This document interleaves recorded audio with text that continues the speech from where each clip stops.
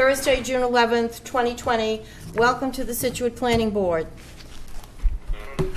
For audio participation, because we're still under a state of emergency, call in can be accessed by any of these three numbers, and if the line is busy, please keep trying. Dial any number US to join. Long distance charges could apply depending upon your calling plan. 425-436-6308, 425-436-6338, and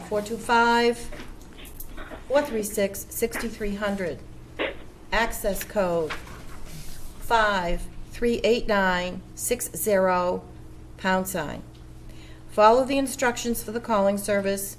You can listen to the audio and your phone line will be muted. You will be allowed to ask questions or comment during the moderated Q&A period following the audio directions. For video participation, https://join.freeconferencecall.com/Scituate. Follow the instructions on your computer screen to join the meeting. Your computer microphone will be muted. You will be allowed to ask questions or comment during the moderated Q&A period following the audio directions. Okay, did everybody get that? All right, I have one piece of business that I would like to do before we get too carried away here, okay? Because this is Mr. Limbacher's last meeting with us, which I find incredibly sad. I was here when he started, and I'm here when he's leaving. I don't know what that means, but that's the way it is. Whereas we are gathered in spirit this evening to recognize and honor the 30 years of volunteer service to the town of Scituate by William Limbacher, whereas he served on several boards and committees throughout the years, both as an elected official and as an appointee, to which he has worked tirelessly to preserve the beauty, land uses, and community of the town of Scituate. His outlook is for the future to ensure Scituate is prepared to grow smartly with respect for the land uses for the benefit of all the people of Scituate. Whereas his volunteer work extends far beyond the walls of Town Hall. He has been a volunteer for the Knights of Columbus, Scituate Carnival for years, as well as a volunteer for Scituate Community Christmas. Whereas Mr. Limbacher has served as a member of the Planning Board from 1996 to 2020, serving as chair for 9 years throughout his tenure on the board. His voice on the board has always been one of knowledge, conviction, fairness, and reason.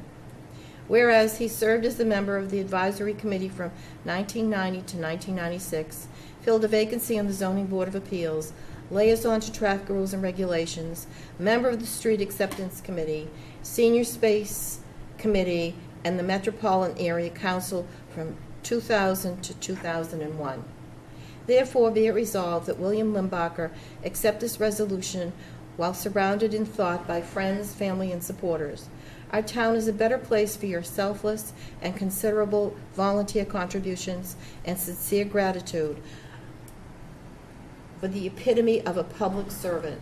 The Board of Selectmen and the town of Scituate extend our thanks and sincere gratitude for your professional and personal dedication to the Planning Board and all the residents of the town of Scituate. And it's signed by the Board of Selectmen. We might have missed CPC, but, you know, you've done it tremendously. Whereas. Adjourn? No, we're not adjourned. You can't go anywhere yet. But I make a motion that we don't let Bill leave.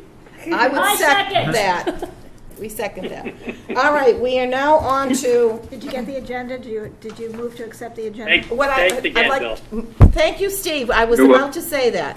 I accept a motion to accept the agenda. So moved. So moved. All those in favor? Roll call. Yes. Ms. Burbine? Ms. Burbine? Yes. Mr. Pritchard? Yes. Mr. Limbacher? Yep. Ms. Lambert? Yes. Mr. Bornstein? Yes. Ms. Lewis? Yes. I think I got everyone. Okay, thank you. did.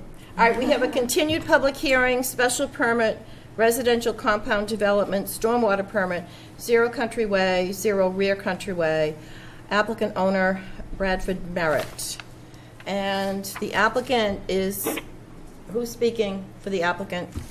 Mr. DeLisi, are you still with us? Yes, I Okay. am. Can you hear me? Yes, we can hear you. Okay, great. At the outset, I've been a lawyer in town now for about, I don't know, since 2002, and I just wanted to extend my thanks to Mr. Limbacher. Bill has always been a very well-thought, well-reasoned voice without any sense whatsoever of anything other than professionalism, and it's really been great to work with you, Bill. So, just going to say that.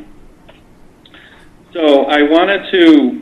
I know that we may have a lot of business tonight and a long hearing, but in light of the state of emergency and the fact that it's been such a long time, I thought maybe I would just kind of run through what this portion of this bylaw is about.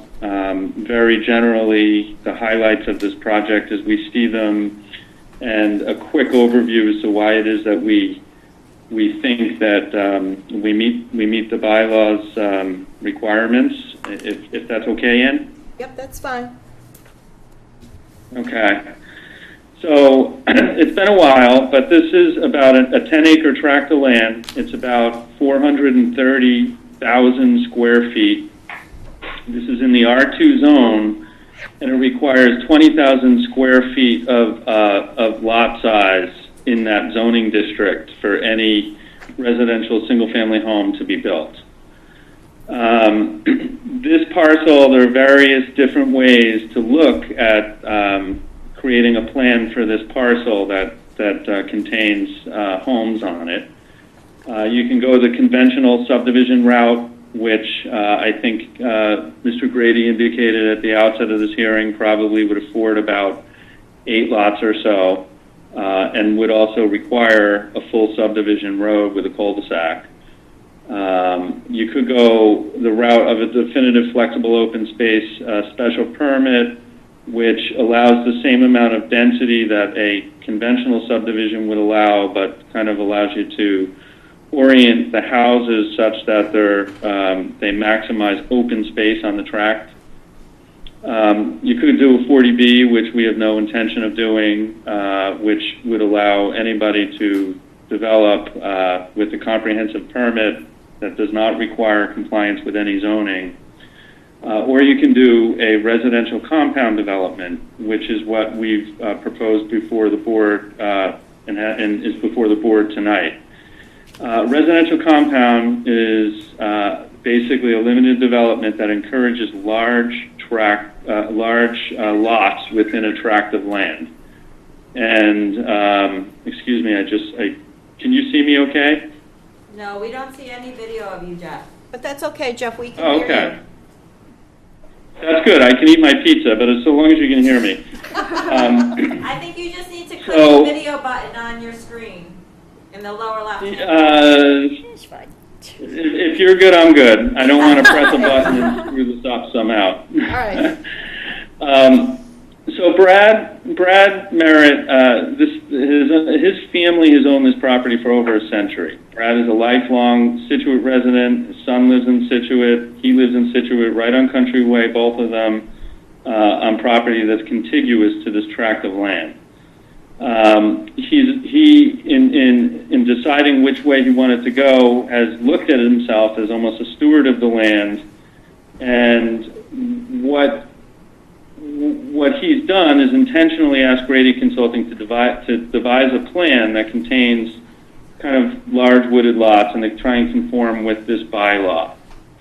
Though the bylaw does not require certain things to be done, the plan contains some features, and the application contains some features that are not required, but which Mr. Merritt has volunteered to encourage kind of the rural look of this development. And that is, he has offered voluntarily a 20-foot buffer strip along abutting property such that strip would be restricted and maintained to be woodland. And he's conceived of a landscape plan that requires many plantings of trees and other vegetation. And so this type of development that we're here tonight on avoids maxing out of the property, and we think that we're very excited to bring it forward to the board. Additional attributes that he brings to the table, this encourages open space, it minimizes impervious area, it preserves a healthy buffer around wetland interests, such as the vernal pool that's out there and so forth, and it provides a safe private drive that accesses the property, the buildable portion, the closest home of which is over 150 feet away from Country Way. So the purposes of this bylaw are fivefold, as are stated in the bylaw. One is to promote large lot development. Two is to reduce construction costs. Three is to reduce impacts of new development on abutting properties. There's also to eliminate future town maintenance responsibility and costs for development. And finally, the last characteristic or purpose of the bylaw is to preserve the semi-rural character of the town. So what we have before the board is we've proposed, well, there are design standards that the bylaw sets forth that attempt to ensure that those purposes are met. Those design standards are to ensure that the property is in a single tract on ownership of land, that it is at least, that each buildable lot is at least 4 times the gross size of any lot in the zoning district. So if it's 20,000 square feet, then the requirement is at least an 80,000 square foot upland area for each lot. It ensures that restrictions are in place such that no structures can be placed within 50 feet of the perimeter lot line of the tract.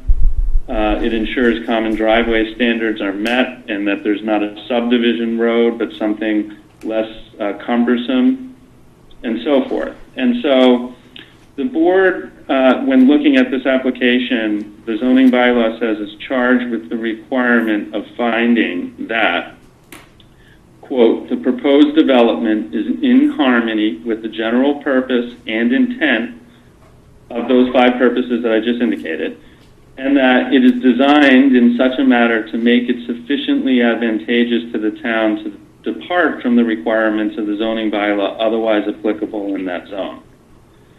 Now, the proposal before this board is to take this 430,000 square foot lot and to create 5 homes in there, 5 buildable lots, each lot of which is at least 80,000 square feet in size, which is 4 times the zone. The closest house. I'm sorry. So the gross area is to be 4 times the number of lots. Okay. And each lot needs to be 2 times. And each lot needs to be 2 times. So I stood corrected by Kevin.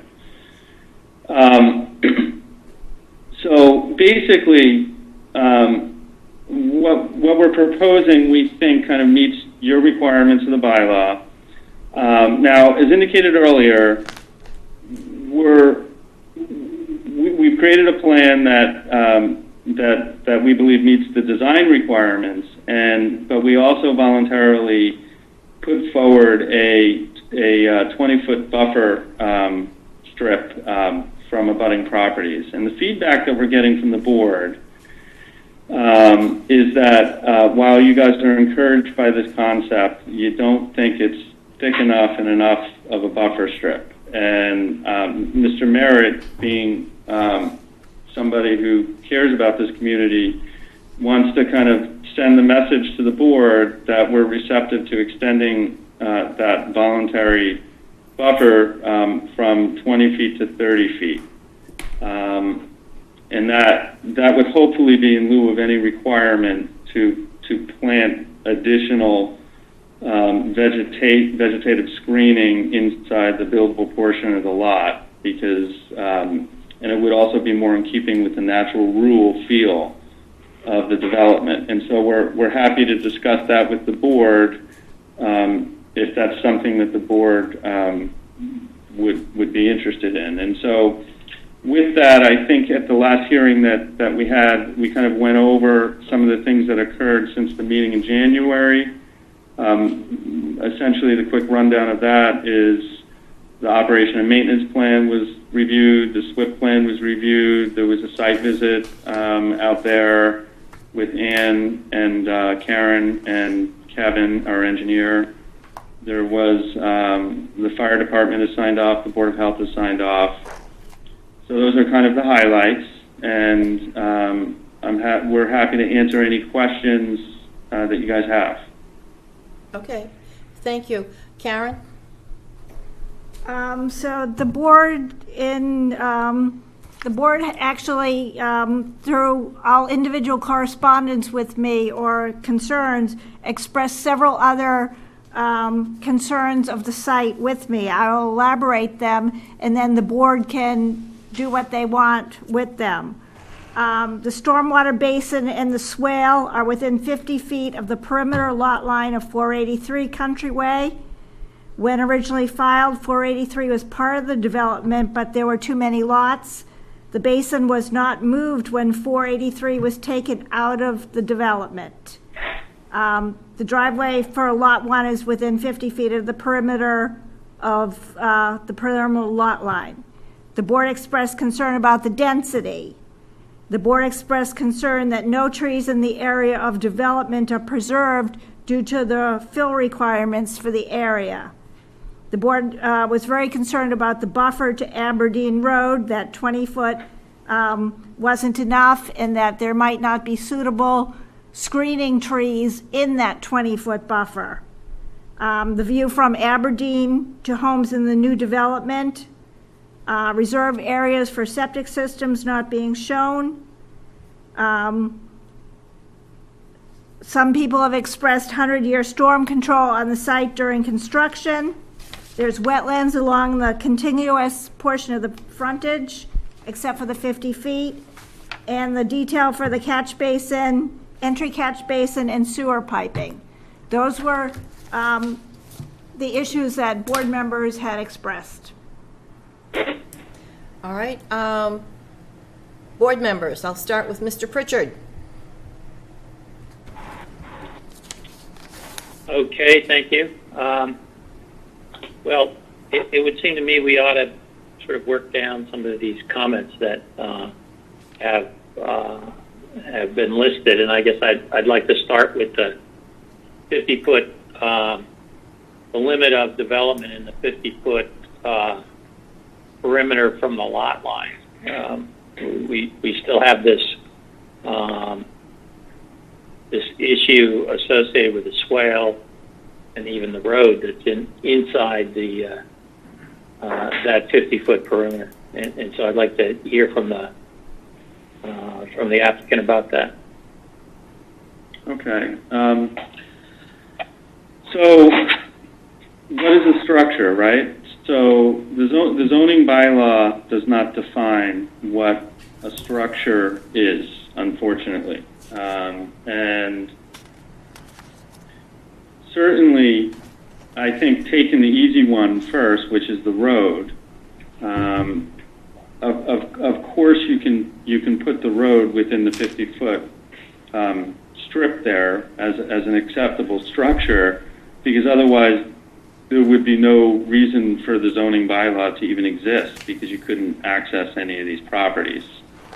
So of course, I think it's clear that at least that the intention with respect to the roadway is that it's not to be considered a structure that would otherwise not be permitted in that setback area, or in the 50-foot perimeter setback.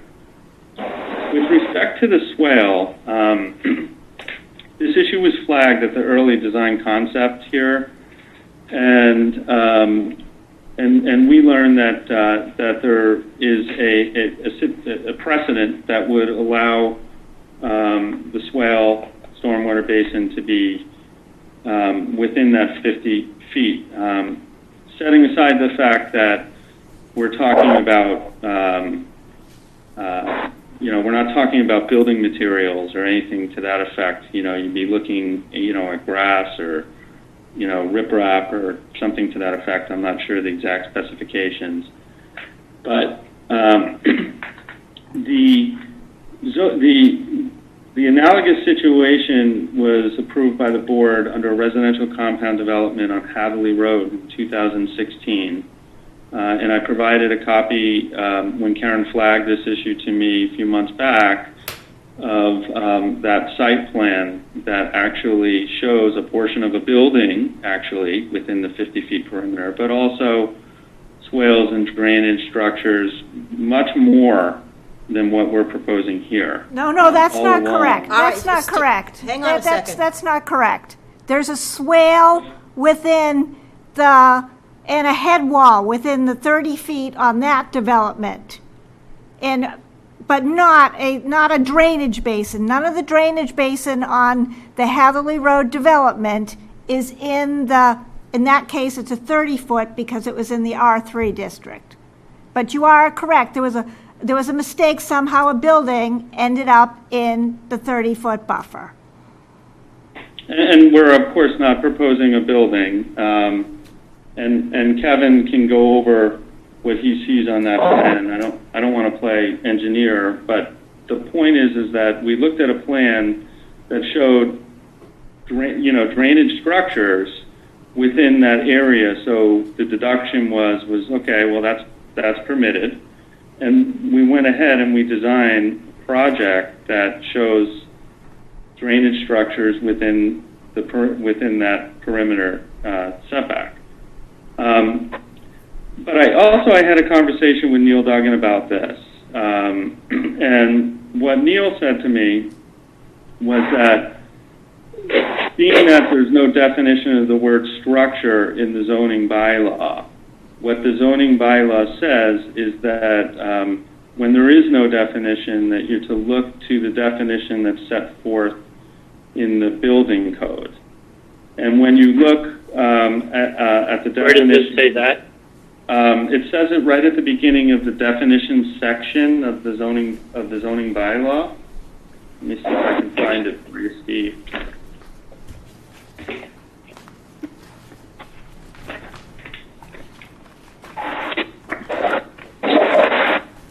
Actually, it's section 210 of the zoning bylaw, which in my bylaw that I'm looking at is on page 10, so it's directly following the definition section. And it says, terms not defined in this section or elsewhere in this bylaw, but defined in the state building code shall have the meanings given to the state building code, in the state building code. So what Neil did was he looked at the definition of the word structure in the state building code, and he pointed out that it essentially is anything constructed. Like I'm pretty sure I even recall him saying that, which is quite a broad definition. But what he pointed out to me was that definition concerns structures that are related to buildings. And he said that the building code does not have any jurisdiction over site issues or structures that are not part of the safety aspect of an actual building. And so that would be kind of the legalistic, if you would, response to the structure argument. And as far as Kevin is concerned, if Kevin wants to talk further. Regarding the drainage swale on both this property and the Hatherley Road property, they wind up on the perimeter lot lines because we need to convey water away from abutting properties. When water sheds towards them, we need to collect them and divert them to our drainage, our infiltration structures. That's why you saw the one on Hatherley Road go all the way around the perimeter of the division. We happen to be in the Water Resource Protection District that requires a water quality swale. The only reason we have this swale is because it's required by the bylaw. Otherwise, I could have done pipe and catch basins and drain manhole and put this below ground. and you would not have that swale. And regarding the drainage basin being within 50 feet of the perimeter, it is not located within 50 feet of the perimeter. The conveyance swale that's required by the zoning bylaw for this district, however, is. Where's that? And I think that's it. There's a small swell over here, small swell. I think the issue here, Steve, if I may interrupt you, is that when originally filed, the 483 Country Way was part of the development, but there were too many lots, so that one was taken out. But the basin was not moved when 483 was removed from the residential compound district. I think that was the issue, more than anything else. 483 being Todd's. Mr. Merritt's house was initially part of the program, and then you ended up with 6 houses and you could only have 5. So it was taken out. None of the other lots. The Excuse me? 483 was never part of the division. So we knew we were going to have to modify a lot line on that. And so we thought at that time, to be conservative for a butter notification, we included that for that purpose and that purpose only. It was never intended to be part of the division. And the same thing with 489. We included that in a butter notification. The only thing we wanted to do with 489 at the time was alleviate that single-family dwelling from an infiltration basin, basically a depression in their front yard, so that they could extend their front yard and have a place for their kids to play. We knew we were going to have a large infiltration basin and an opportunity to convey that water and treat that water prior to it getting to the wetland and beyond. Those are the only reasons those lots were ever included. We wound up with the same number of lots the entire time. It was always intended to be the 5 lots. But wait a minute. When the application was filed, it contained 7 lots. 489 and 483 were part of it.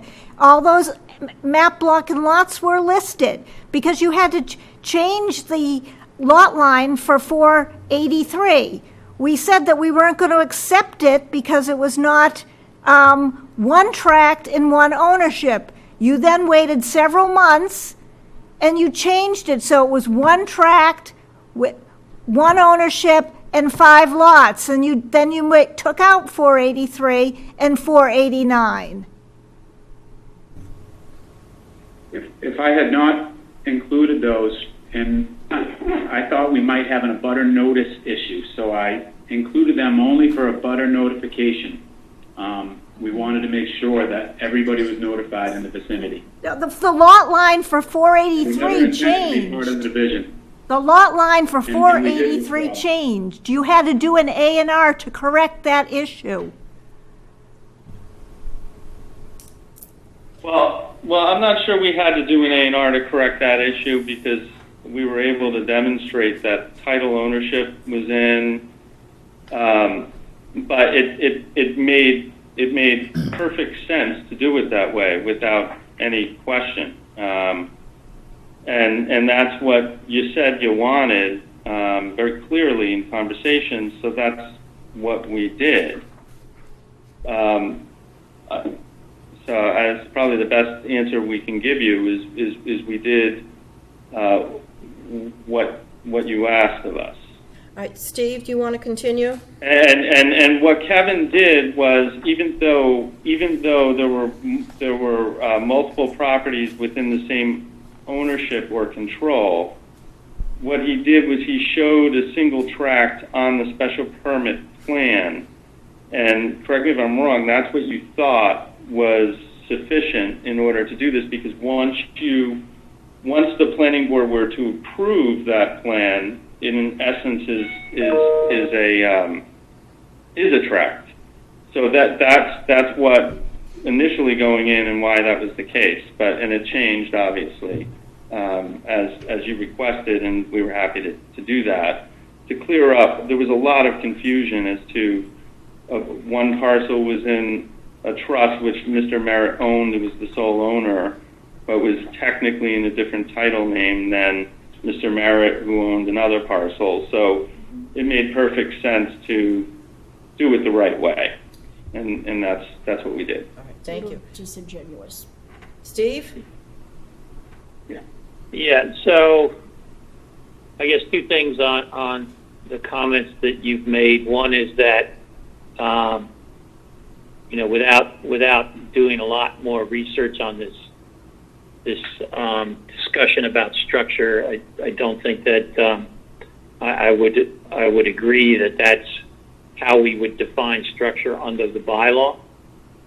Nor do I agree that that we're sort of trying to set precedent here about how these things should be done. We should be looking at them on a project by project basis. So I'm not inclined to try to set precedent on these things. And so, regardless of kind of what we do here, I would say from my perspective, and hopefully from the board's, that we're not trying to set a precedent that becomes standard operating procedure here for these residential compounds.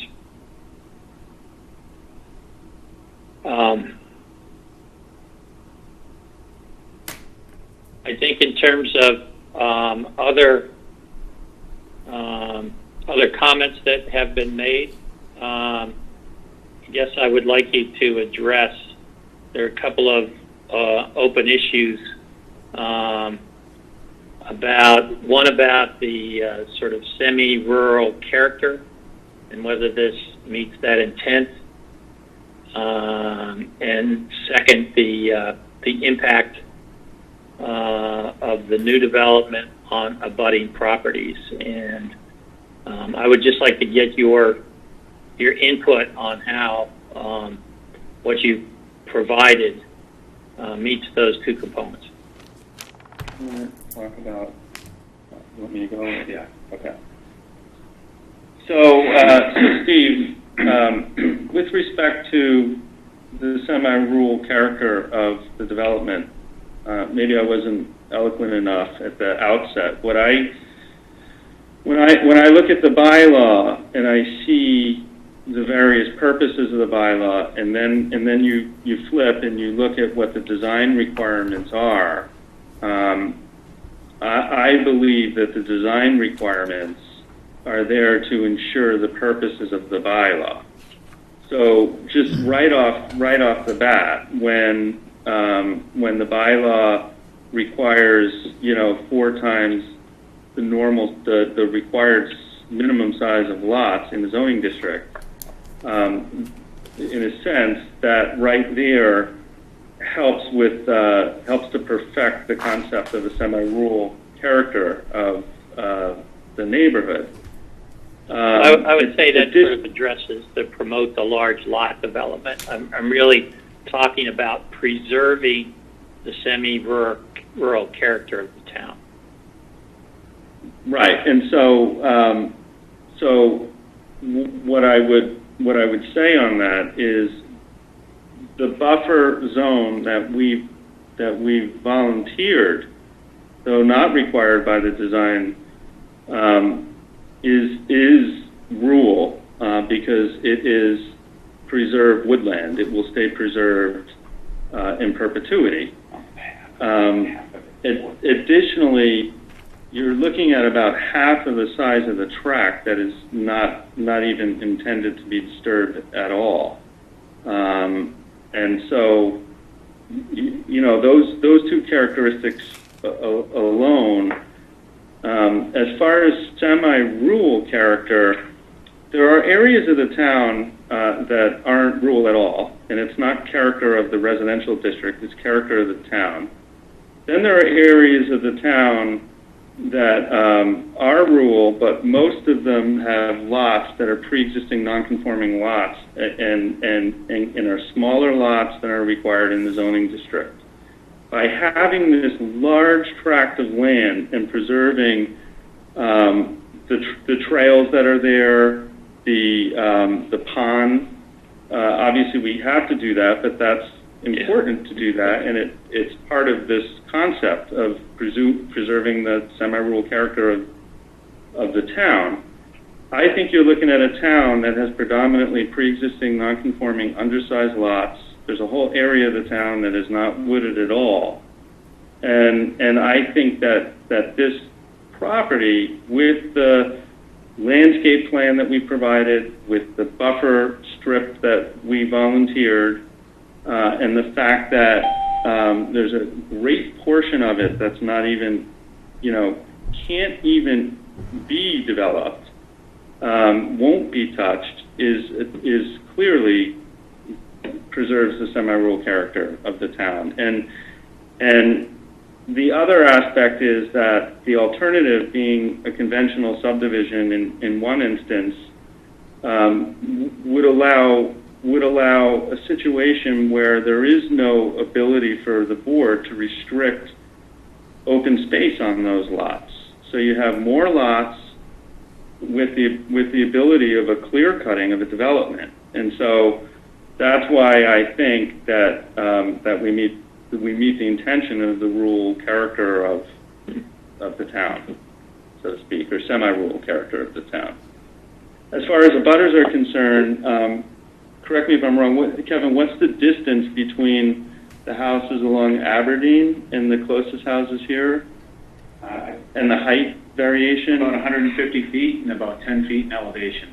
And and then you add on top of that a 30-foot buffer strip. You're not likely to see this as you're driving down Country Way because it's so set back. It's only accessed off of one drive. All of those are factors that we think, impact abutting properties and are considerate and respectful of abutting properties in a situation that they might not otherwise be required at all. Okay, thank you. Just a clarifying question is I was under the impression the lots that are being developed here are being clear cut? No. Kevin, you want to speak to that? There's a two-phase approach. One of the sheets in the division in the plan set shows that the first phase is for the roadway, and that is a clear cutting. You can't have any trees in the road. The second phase will give us an opportunity to retain any trees that aren't going to be problematic for structures, roofs, siding, over driveways. It's also going to allow for yard clearing. So if there's trees that are specimen trees, we will have the ability, the developer and the people buying the lots will have the ability to retain trees at that point.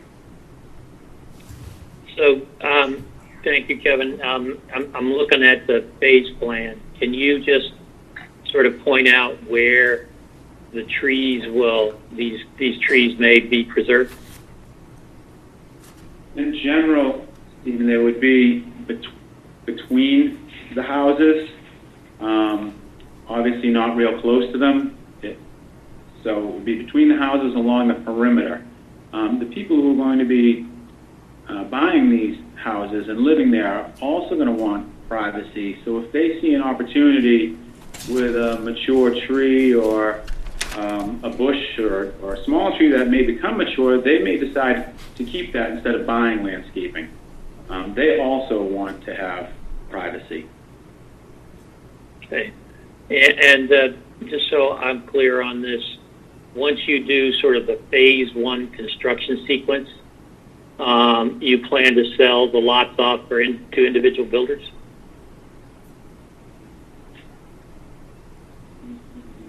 It's not exact. That isn't fully determined yet because we don't know what we have, to be honest. But I don't think Brad, I don't believe that is his profession or his intent to manage this, so I would think that's a reasonable assumption, yes. Yeah, I asked that question primarily because we've run across this problem in the past where, sort of the road got built and then everybody sort of felt like, well, then it was the builder's problem, right? And it ended up being the neighbor's problem as well. And so I wanted to make sure I understood how you plan to develop this.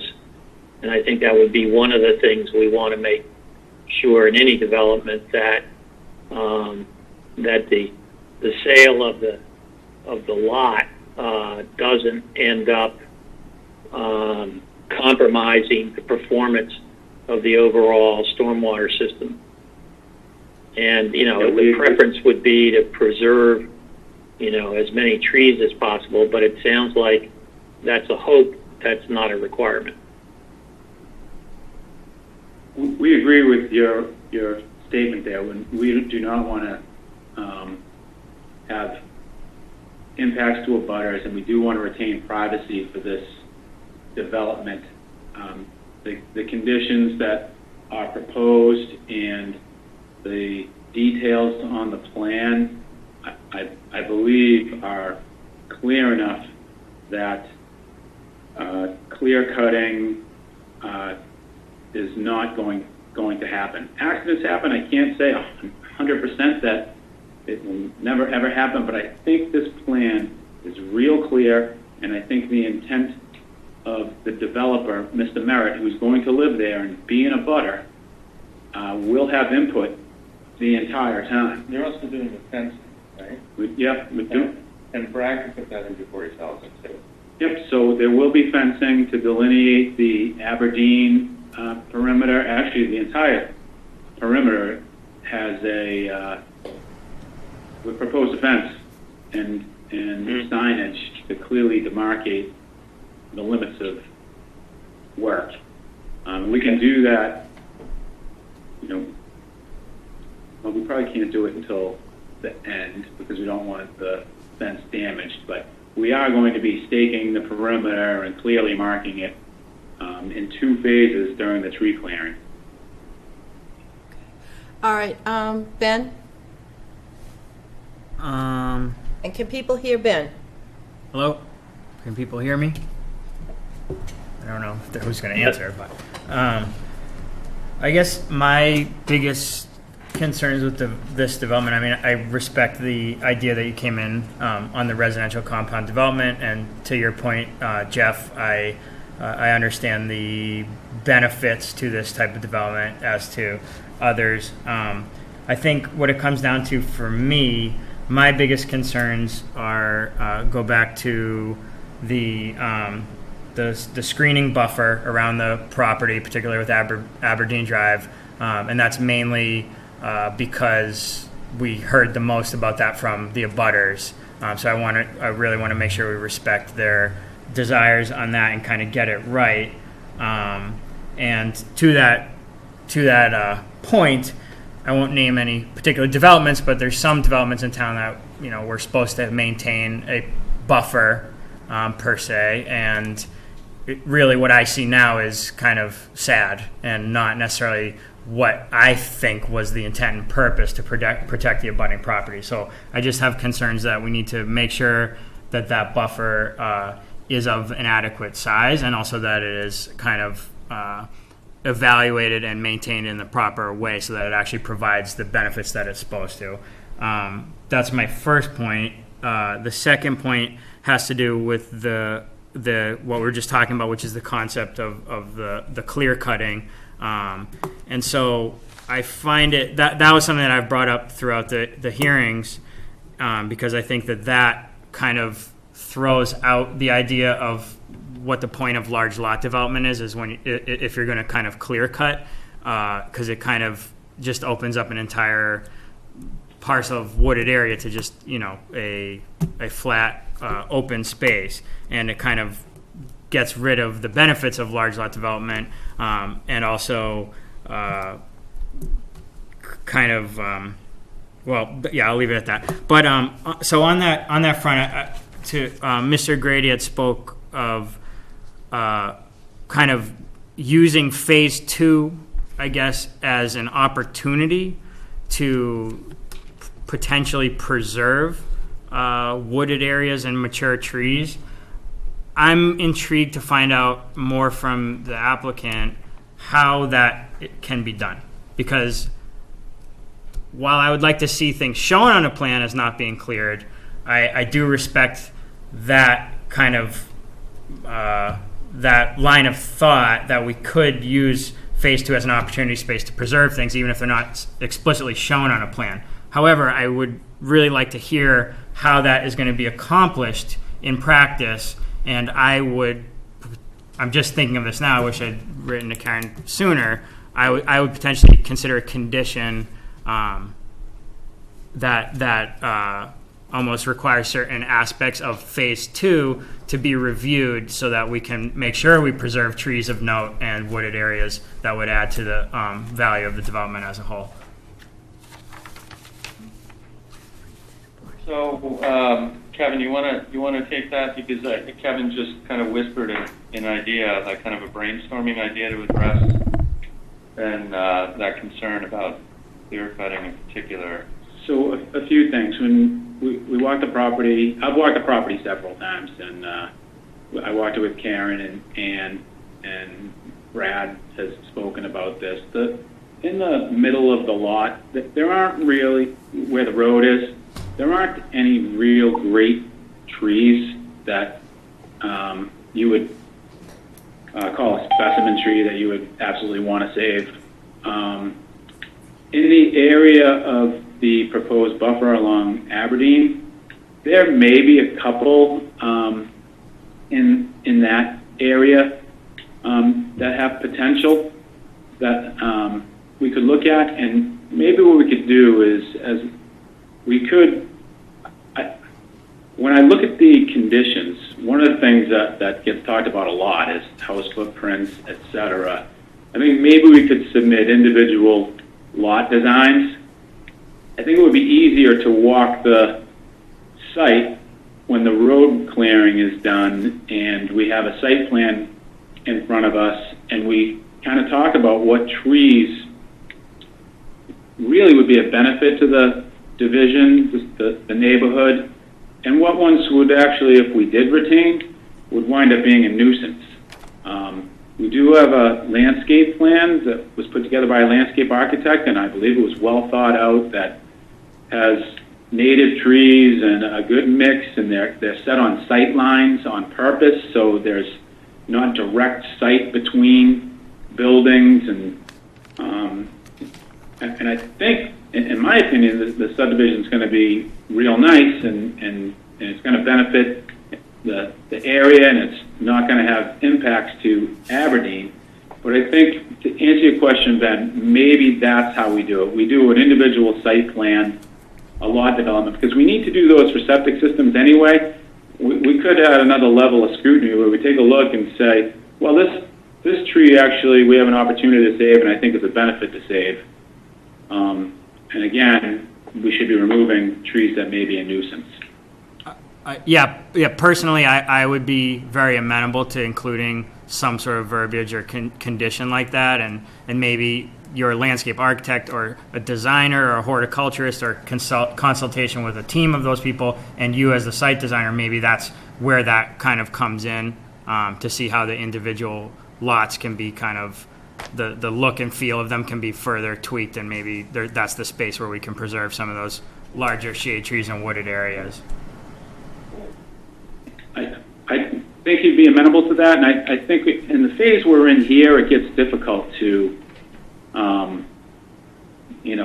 save individual trees and on this macro level that we're sort of looking at. And when we drill down to an individual house that has specific, bump outs and elevations, and then we can really be more considerate of what trees should be saved, in my opinion. Yeah, and I agree with that. What I'm really trying to safeguard against is when phase 2 starts, is having the site work contractor come in, guns blazing with a bulldozer and just grub out the whole place. That's what I'm really trying to avoid, and I think having that extra level of scrutiny would be something that would be very helpful and make this board as well as the abutters feel a little bit better when they go to bed tonight, if we vote it. Okay, all right. I would, Ben, if I could sort of add to that, I think that would require, I'm not exactly sure how you do it, but it would, if you're going to sell the lot to an individual builder to develop it, then there needs to be sort of a chain of custody on that as well, right? So that the builder has the same obligation that we're talking about here. That's, yeah. Yeah. Well, that wouldn't that be so one of the key things that happens here is the decision gets recorded, which is a deed restriction, and the plans get recorded that contain the conditions of approval. If we're talking about making that an approval, it would bind that builder. And so I That's think good. that If it does I think that's all I'm asking. That we make sure that it transfers ownership from this particular, permit to the individual builders. Because again, we've been in a situation where the subdivision developer sold the lots and kind of said at that point, it's not my problem, right? It's now the builder. Yeah, no, that's we're happy to work. That's a travesty when that happens, and I agree with you 100%. And it shouldn't happen. So Okay. we're happy to do anything in that regard. All right, Bill? Yeah, I just want to remind Ben, it was in January, he wrote, I said, and I wrote part of it down and then I read the rest of it. The possibility of designing small pockets of wooden space in strategic areas. And I think that's what, in my mind, is what we're talking about now. But I think if you want trees in phase 2 of this thing, they got to be there in phase 1. And I think they got to be marked and saved in phase 1 before you can even get near them in phase 2. And I'm just not trustworthy enough to sit there and agree on paper what they're going to do, and then when the builder buys the lot, he's cut them all down already. They don't go back as fast as they come down. Other than that, the other question I had, and it follows back up on without getting into the definition of structure in the 50-foot, right? What efforts can you make, or you got the wherewithal to come back up and design that so that it doesn't have the structures in the area?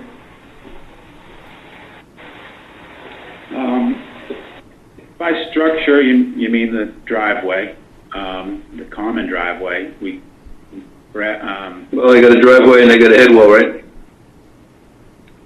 So the driveway coming in we need for access. That has to be within 50 feet of the perimeter lot line. The head wall, I believe we have a flared end section, and riprap is the discharge from structural BMP. That's a pre-treatment requirement of the water quality swale that is required by the zoning bylaw. And this is the best location for this swale to actually preserve trees because of the elevations of the site. So we're directing this all to one swale that is required by the zoning bylaw, and we're trying to minimize the impact. So if I was to break the road into multiple sections, we'd have multiple grade points. We'd have multiple swales throughout. So I think this is the best location for the discharge and the swale. And it is within the 50 feet. Like you said, we can argue the definition of a structure, but if we look at the site plan, it abuts a parcel that's owned by the developer. So it's not going to impact an abutter who's not involved with the development of land built. So You might not always own it. I don't. What you're telling me is that in your engineering opinion, there's no way that I can avoid putting, but without defining it, the term structures in that area underneath them, or within it. Yeah, I don't think there's a way I can move all those structures away. Well, there isn't even that many structures. There's a catch basin and a flared end section with some riprap adjacent to Mr. Merritt's 483 lot, and then in the front of the subdivision, there's 2 catch basins that have to be placed at the lowest hydraulic end of the roadway so that we don't discharge onto Country Way. So there's no way to avoid those structures. All right, Billy, you, No, the question I had on density, and before we get to density, let me talk about the fill and clear cutting. It's coming in a couple of different ways. We've asked, I think, looking at this, how much fill is going to be brought in. And initially, you came back and the answer was the cuts and the fills were going to be about the same. Then they came back up, and when we started talking about the groundwater level, we ended up needing more fill being brought in to take care of the 2-foot restriction and the limitations that we need, the distance limitations we've got on the groundwater. Right, and now I'm hearing that it's not going to be as clear cut as I thought that it was originally thought. So, can you just walk me by where we are in terms of the work that's being done, particularly on the north, southeast, the east, southeast side, where I've got the basin along around the perimeter. I need to know what, because I think that's going to all be disturbed. And I think that around the northeast, the northeast side? Is that what you're talking about? Where the big basin is and all that? Yeah. Yeah. I mean, that's all going to be disturbed. And then if I come down on the west side of it, it's going to be disturbed. And then I've got some disturbance that comes in a little bit on the what I think I see as the northeast side. It looks to me like I'm going to be doing disturbance in those on each of those 3 areas. So relative to the infiltration basin, the bottom of the infiltration basin is at grade, essentially at grade. The infiltration basin is essentially at grade. Which is what, groundwater, 63 feet? Yeah, elevation 62 is the bottom, and there's an existing contour running through there. 63 about 62 as you get closer to the wetland. So maybe we might cut a foot in there in a few places. But we need to build a berm to attenuate the various storms. Scituate requires that you both attenuate the peak rate and the volume. When you throw that and the volume in, you're asking for more drainage structures and more fill and more berms. That's what you're seeing there. The only way to hold that back is to bring in berms and then let it go slowly. Can you guys hear me? I see the computer. I can hear you. Okay. But whatever is in that area now is going to be disturbed. Correct.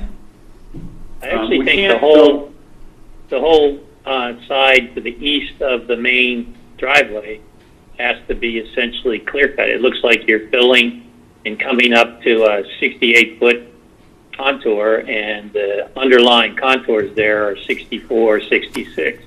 So you have to be filling that whole area, so there won't be any trees in there that are preserved, right?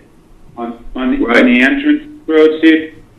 Where we enter Yeah, the I'm division? looking at the east side of the 2 lots to the east of the entrance road.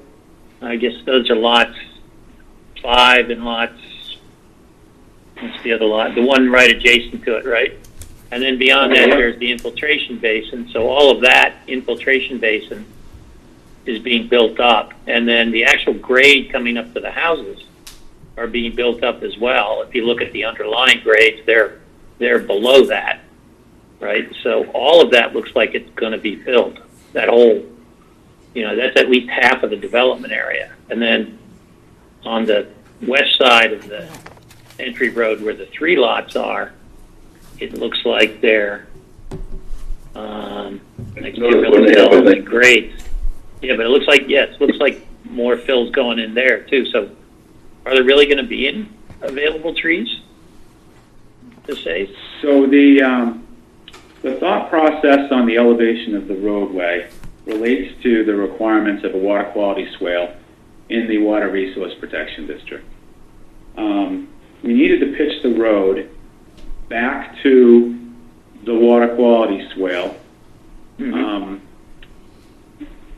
So in order to do that at 1% over that run, the road rises. Yeah. So that's what's. I get all that. I'm just making an observation here that the design that you did to accomplish all that looks like it requires essentially all fill in that area. That there wouldn't be any trees that could be preserved. That's where I come west in. side. Sure. Yeah. And in that area, we staked this out and walked it with Ann and Karen. And in that area in particular, there are no specimen trees. It's all cherry and Locust. it used to be a farm. So these are all pioneering type trees. On the perimeter, where I talked about earlier, up against like Aberdeen and the stone wall, there may be some better mature trees that are, specimens that could be saved. In the area we're talking about, there's a couple of pines that are splitting and falling apart, and there's several, cherry trees and locust trees. In that area, there's not great opportunity for, nice forested trees to save. Yeah, so I guess what you're really saying is in the 20 to 30 foot buffer, there may be trees that could be saved there. But they're really in the rest of the development area. We're not going to have this sort of pocketed woodlands that I think Bill and maybe Ben were talking about. It looks like everything's going to have to be cleared and filled and contoured to the right contours in order to just build these lots. Honestly, I think it would look forced if we were to do some pockets of saving locust trees and tree wells. I didn't see any trees along the roadway and in front of those houses near where we have the septics proposed. That would be worthy of like a nice pocketed woodland type landscape. This area in the center does not lend itself to that. If we came across some nice, cedar evergreen, maybe mature beech, then we could, work around those. They just don't exist out here. You both know they're not there. I think I was just agreeing with Bill that it doesn't, this concept of preserving trees, except in perhaps the 30-foot buffer that we're talking about, it's not going to happen. There's just no way to make it happen. Even if you came across them, it looks like you're contouring the land. You have to contour the lands for the lots, and you wouldn't be able to save them anyway. All right, Let me Bill? make a point on density before we move on, Dan, if you don't mind. If I took and I drew a circle around the 5 houses that are being proposed, and I took that same circle and I put it up on Aberdeen Drive, you're basically within a house of the same density. So it's not that the density is that much different from what's in the neighborhood right now, which is one of the things that I think lies in the face of the bylaw. Are you all set, Bill? Does Aberdeen have a large open space associated with it? Yep. It does? So that kind of takes care of at least for this section of what I got. All right. I guess we're going to still continue to work down the list. All right, I'm going to open it, ask Patty if she has any comments. The only comment I have is water everywhere. This is a really wet piece of property. And not to cast any aspersions on anybody, but everything that we seem to approve floods all the neighborhood. This especially has a very swift current that runs under Country Way, from right next to Egypt Garage over, and floods all of Westgate Lane. So I need some kind of assurance that we're not going to wash out Whittier Drive again and Westgate Lane and further down. Sure. So the Scituate Stormwater Bylaw is more stringent than the state stormwater bylaw. We've designed this in accordance with the town of Scituate stormwater bylaw. We're also in the Water Resource Protection District, which also adds additional layers of design requirements. When we are working primarily outside the 100-foot buffer zone in an upland area. When I first worked on this property in 10 to 15 years ago, we started digging a test hole, and I had already been digging test holes in Scituate for 10 years, and my expectation when I went out there was that we were going to hit hard, compacted, sandy loam, loamy sand gravels that perk at 20 minutes an inch. Well, lo and behold, we went out here, and over the years we've dug, if you look at the test hole plan, it fills up a whole sheet. All of the test holes show well-drained sands and gravels. This lot, this land can infiltrate the stormwater, and we've managed it with an infiltration basin, outlet structures. It's been reviewed by your peer review engineer, and it's well designed, and it will not increase the rate of runoff to the river and across Country Way. It is well designed, and in my opinion, I'm not going to say over designed. It is well designed. Okay, so you're telling me that this will not impact the current as it stands right now? Because, for me, every time you clear cut trees, you bring fill in, water has to go somewhere, and there's a lot of water over there. So that's just my overwhelming concern with every development. So yes, I understand that, and I am telling you that it's not going to increase the current. That's why the infiltration basin is located down gradient of the development, and it's going to collect the stormwater. It's going to go through swales, and it's going to have multiple BMPs, pre-treatment BMPs. It's going to treat the water, and it's going to hold it back and let it go slower than it does currently today. I'm going to have to take your word for that. Everybody else tells us that same thing. I hope that you prove us wrong. All right, Rebecca?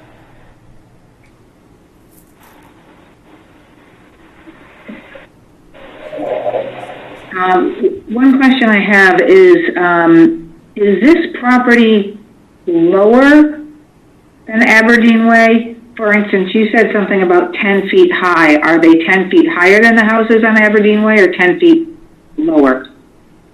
So this division is 10 feet lower than Aberdeen Way. Okay. That's all the questions I have now.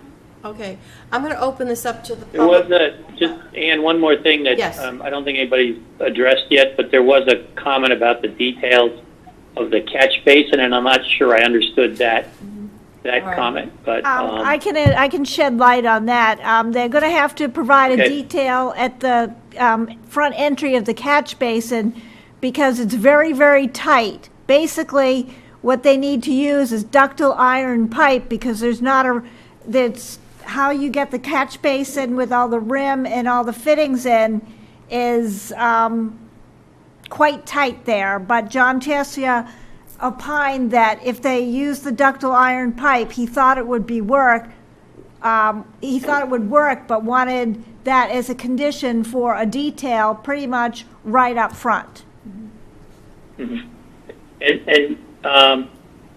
Karen, or maybe Kevin, where is this catch basin we're talking about? I'm looking at the drawing. I just want to make sure I know where it It's is. right by the front The entry. catch basin's at the entrance.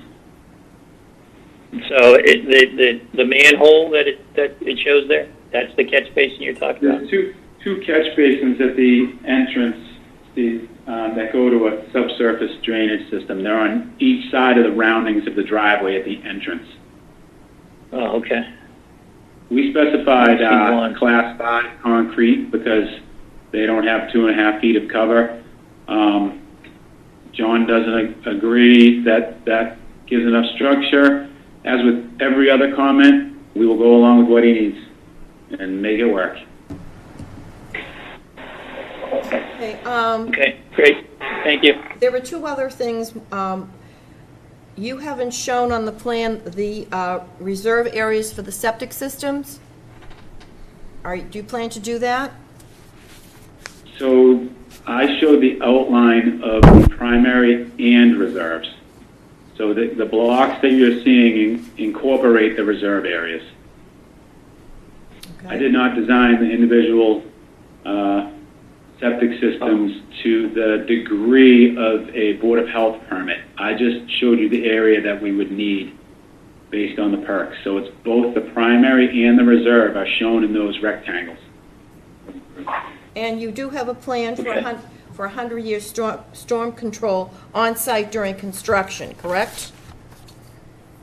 In other words, if we have 7 inches of rain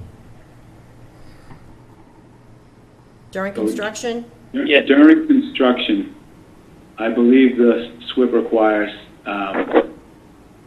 analysis of the 10-year storm.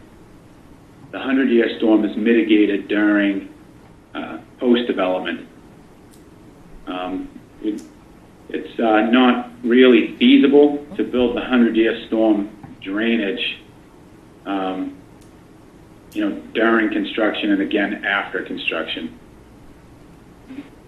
Thank you. I think the comment was more about having a plan in the event that a much larger storm than your construction stormwater system can handle, because what ends up happening is that all ends up on, Country Way and Whittier Drive, and all of that silt and mud and everything else ends up everywhere. And so the question is not necessarily have you designed the construction stormwater system in and of itself to handle a 100-year storm, but is there a plan, a contingency plan, to the extent that a storm like that is coming? And maybe it's only a 25-year storm, right?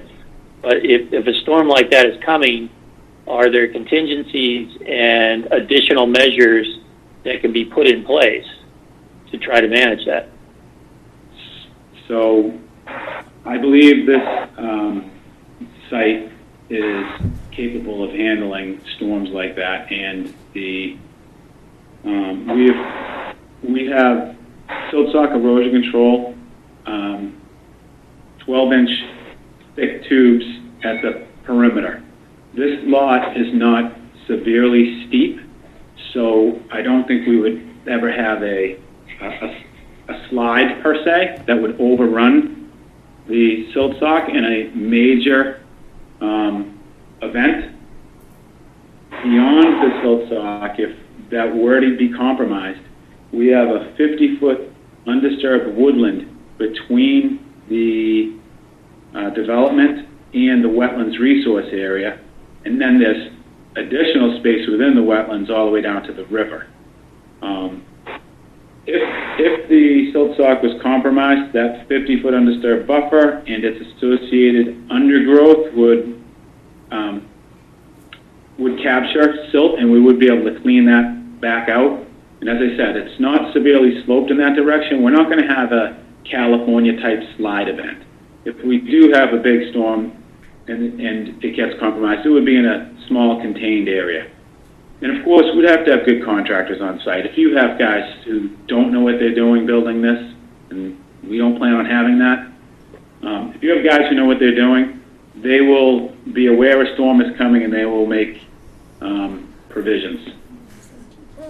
I guess that's what we were asking, is that you have a plan to implement those provisions and somebody's managing that. Yeah.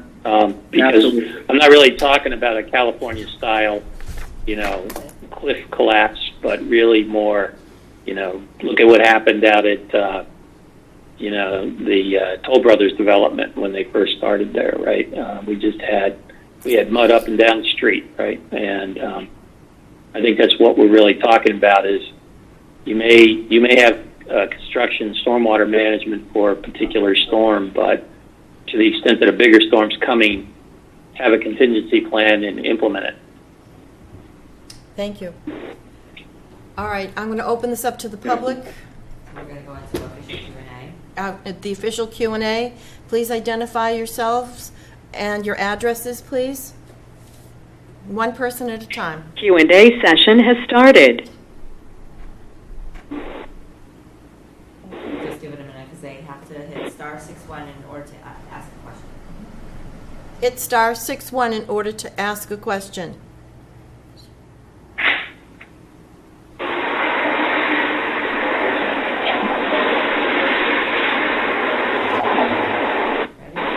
Ready?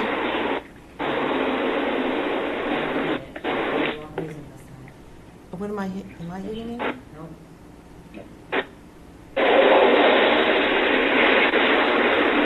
Hi, this is Dana Gillis. Yes, Mr. Gillis. Hi, I'm sorry, I'm getting some feedback, but I'll keep going. I live on 10 Aberdeen Drive, and so I bought obviously the property. I have a question. I appreciate the additional buffer. Obviously, the screening is a big deal for all of us along Aberdeen, but and again, I think that there's a big part of the new homeowners are going to want that same privacy. Aside from that, I had a question about the I guess the Parcc Test that took place. Could you elaborate on when that was done?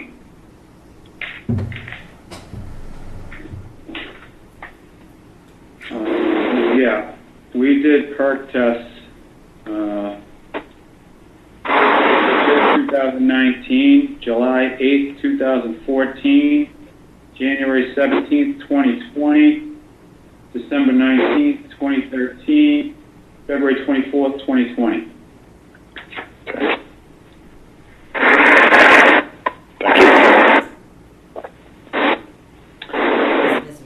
And regarding the height of the new houses, obviously, as the land grades now, we are roughly, I guess, 10 feet, above grade from where the new houses will go.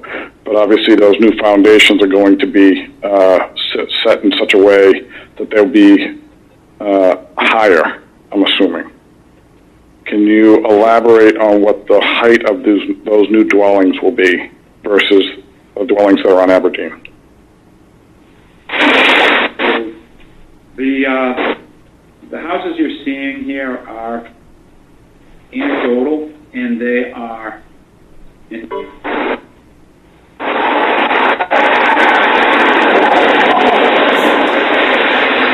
Somewhere.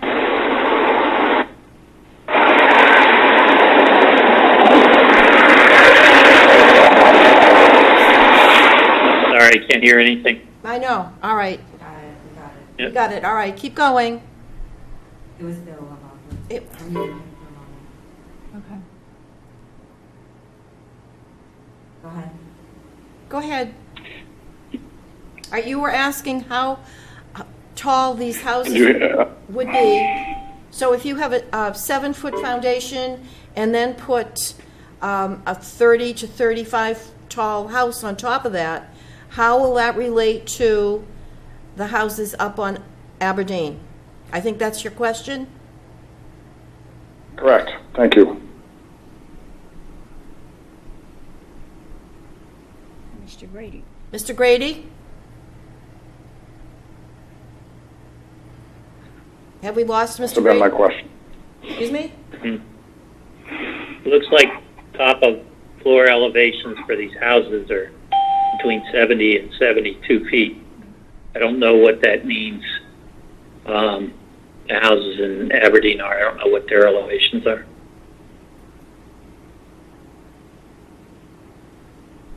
All right.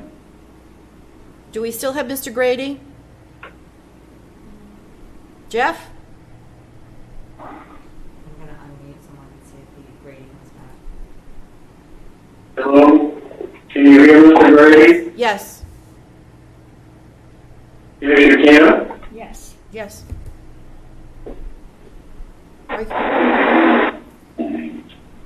You might be able to hear him, but we can't hear him. What? You might be able to hear him, but I can't hear him on audio. Oh, he can't hear us. No, I don't hear them either. All right.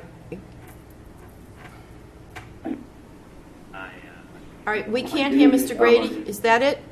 It is Mr. DeLacy? 538960 pound. That's what it says, yeah. Rejoin.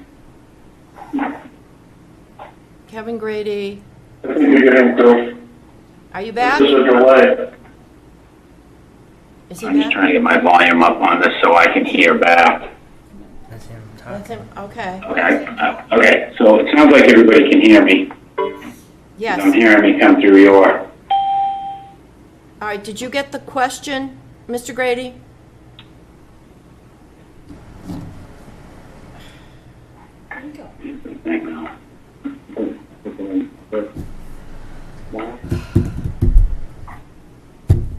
Are you with us, Kevin? Hello? Can you hear them, Kevin? I can't, and I'm trying to find the volume on my laptop here. Jeff DeLacy,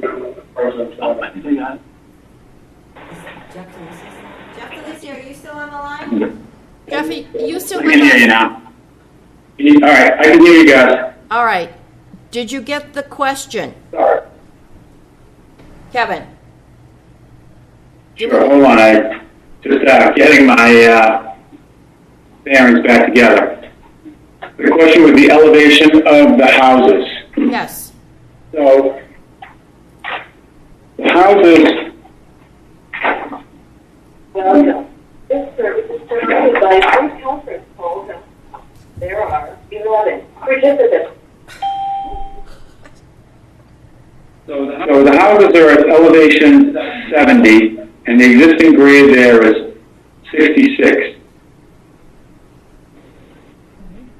Okay. I think, Kevin, the question was, what are the elevations of the houses on Aberdeen compared to the elevation, let's take the first floor elevation of the houses that you're proposing to build.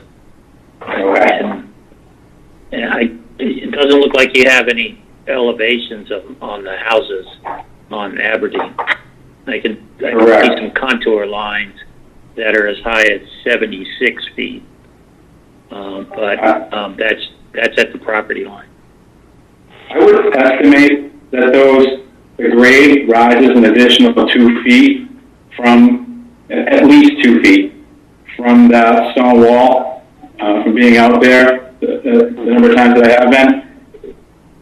And Aberdeen is even higher. If we estimate that those foundations are 4 feet higher than the grade at the stone wall, which I think is conservative, then those houses, the foundations are 10 feet higher than the foundations we're proposing.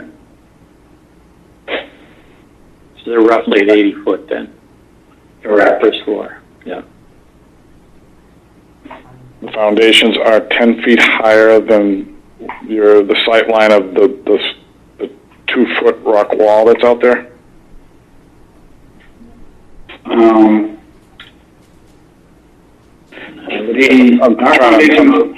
Sorry, Kevin. Yeah. I just wanted to make more sense of your answer. Okay, so relative to the stone wall that's out there, our foundations are between 4 to 6 feet lower than the stone wall. Okay. And lastly, I think you mentioned it at the onset, but what are the scale of the houses looking to be, roughly square footage? You can be general. 31.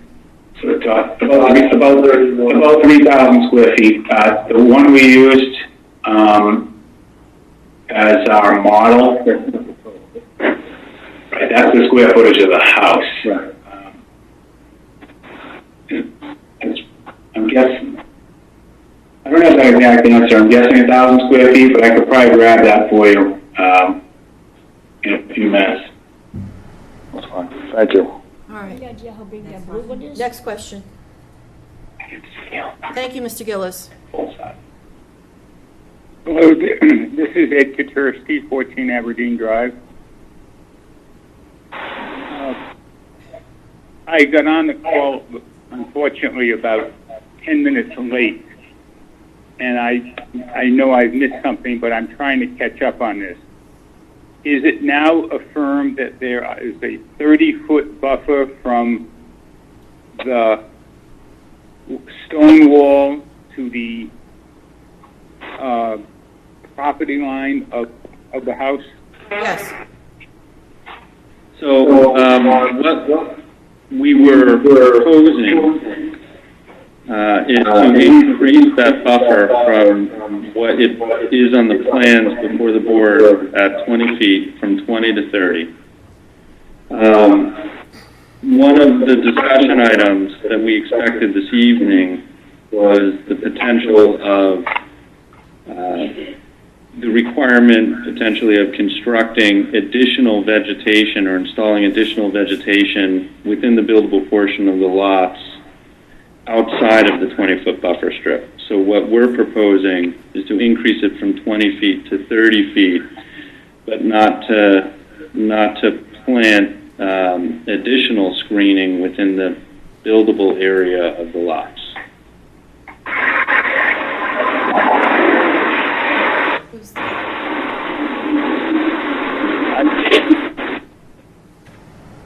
I'm not sure I really understand that, but do I understand that there's going to be 20 feet and then a fence? No, there's going to be, what we're proposing to do is 30 feet and a split rail fence. And what obligation of the then homeowner to maintain that 30 feet? Well, they're specifically going to be deed restricted such that they can't do anything within that 30 feet area, except in the event that a tree dies or becomes diseased. They will have the ability to remove that diseased or died tree or dead tree. But they will also have the affirmative obligation to replace it. So they're not going to be able to do anything within that area other than that. In other words, they're And not. do they also maintain the fence? That will be part Yeah, of. the association will be required to maintain the fence. It has to be there. I'm sorry, Ann. I think I Basically, spoke over no you. one is allowed to dump in that 30-foot buffer zone on either side of the fence or the stone wall. No one is to put grass clippings or anything else. And if a tree falls Correct. down, it gets removed. But the homeowners association will make sure that the fence is maintained. Does that answer your question, sir? Yes, it does. And again, with apology for not getting on early on, this issue of clear cutting, as I understand it, that the house lots have to be raised to accommodate septic. Is that correct? Yeah, we're going to have Kevin unmute so he can answer these questions, and I'm going to go on mute. Oh, hold on, he's coming in now. So, the septic systems, yeah. Slightly is the answer, only a little bit. The groundwater is somewhere between, depends on where on the site we are, 6 feet below grade. You have a 5-foot groundwater separation and a 1-foot deep system, and then 1 foot of cover. Essentially, this is going to slightly stick out of the natural grade. In some instances, so slightly. They won't be your classic mounded systems.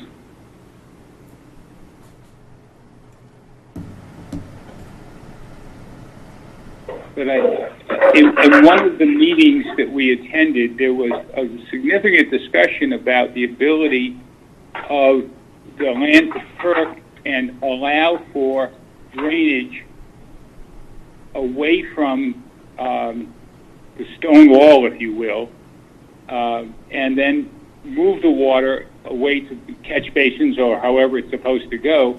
But with raising even slightly and given a height of this 70 feet or 80 feet as was described, how do you prevent the water from coming west?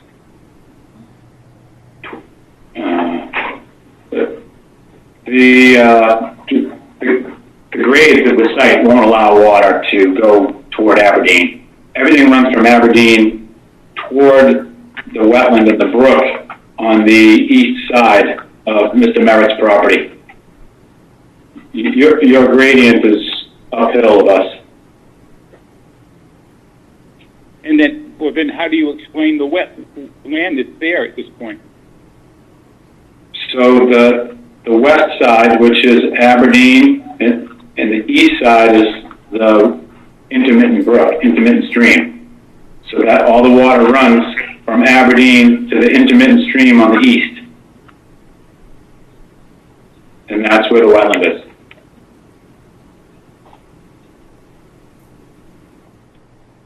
Okay, wetlands to the south again, also, right? Not being an engineer, but being observant, I prefer, hopefully, that the planning board is satisfied with these engineering studies. But to the planning board, I'd ask, what happens if all these studies and designs don't work and the water comes east? What happens? The chances... Water will go east, right? I'm sorry, west. I West. apologize. West. It won't go west. Oh, me. It won't flow uphill. It's not coming. It's going. It comes down the hill from Aberdeen, goes across the Merritt property, into the brook, and out to ultimately the Dolan well site. So let's put it this way. This has to work if this goes forward. It has to work. Our engineer has peer reviewed it. And our engineer... And again... Wait, 1 minute. This whole project is peer reviewed by the town's hired engineer. So was it Merrill? John Chesia. John Chesia has reviewed this and feels very strongly that this system will work. And I would add that if for some reason it doesn't work, then we're going to ask the applicant to make it work. That's right. Next question. Next But the applicant is long gone when the houses are built and the people are occupying them and the thing fails. Can I comment? And I'm asking, what are the recourses at that point? All right, so we have put some measures into a draft decision, if the board decides to approve this, that there would be testing after the roadway is constructed, after the lots are constructed, to make sure that it functions according to how it's designed. But the function as designed, what about after occupancy of the houses and, for instance, septic systems aren't working, rain and stormwater and everything else starts flowing west? It's not going to flow What happens west. if that, It can't flow Flow west uphill. regardless. okay. Okay? Next question, please. Sherry? Hi, this is Brian Power, 20 Aberdeen. Like Ed Katurski, I came a little bit late also, and I heard that the buffer is 20 to 30 feet. I apologize, I'm sure you guys covered this. I just want to confirm. During the clearing of the trees, are any of the trees going to be cleared in that 30-foot buffer? No. No, Okay. nothing's clear. All right, thank you. Okay. All I have. We have one more question. One more question. Just give it a minute. Hi, this is Dana Gillis again. Regarding to kind of work off of what Ed's comments were about the flow of water going west or east, what measures are being taken place? Because obviously we're uphill going west on Aberdeen, but to the east there's the Egypt garage. And I discovered that there's never been a soil test on that garage, which was surprising. I don't know what measures or guards against moving all that soil are, with that land to the east. That would require a 21E, but that property does not belong to Mr. Gillis. Mr. Merritt. Thank you, though. We have Curtis on our minds. I apologize. I got enough problems with my own property. Right. So, but at any rate, that belongs to Mr. Bongazone, the Egypt garage, and I don't think Mr. Merritt has anything to do with it. No, I don't. I'm not implying he does. I'm just saying there's a lot of land that's being moved. I'm just hoping there's safeguards to the land to the east that, there's enough buffer, there's enough forethought that any redistribution of the water is being thought out in that sense, because we were just talking about the water going east or west, and everything I just heard, water is going east. They're not disturbing any of the wetlands. They're not disturbing any of the wetlands, sir. None of that you see along Country Way is being touched at all. Everything, the infiltration basin is all upland of the wetlands and thus upland of the Egypt Country Garage. Right. It's all up above the Egypt garage. Right, that's my point, though. The water's going towards the garage. No, it's going towards the culvert. It's going toward the culvert, the river or brook that runs beside the Egypt garage, goes under a culvert and out. Okay. It's not going. Okay. Okay? Okay, so we're going to end Q&A. All right, so we're ending. Thank you, Mr. Gillis. Q&A session is over. Thank you. All right, how does the board want to proceed?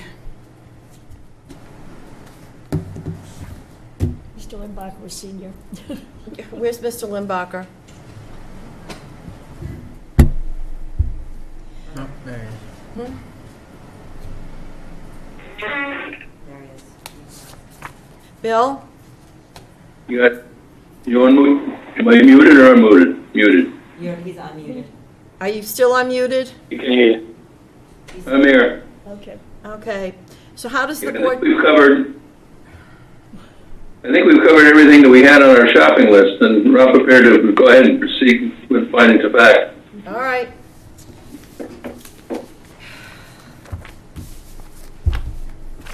I don't know where everybody else is on it. How's everybody else? Unless I hear a nay, I'm moving. Yeah, I don't have any more questions. All I think right. we've heard Okay. what we're going to hear, so. I move that the planning board make the following findings of fact. 1, Bradford A. Merritt of 493 Country Way applicant filed an application for residential compound development special permit under Scituate zoning bylaw section 610 2.d on July 11, 2019. This application included plans by Grady Consulting LLC entitled Special Permit Plan Residential Compound Development at 0 and 483 Country Way consisting of 13 sheets dated April 25, 2019, or May 28, 2019.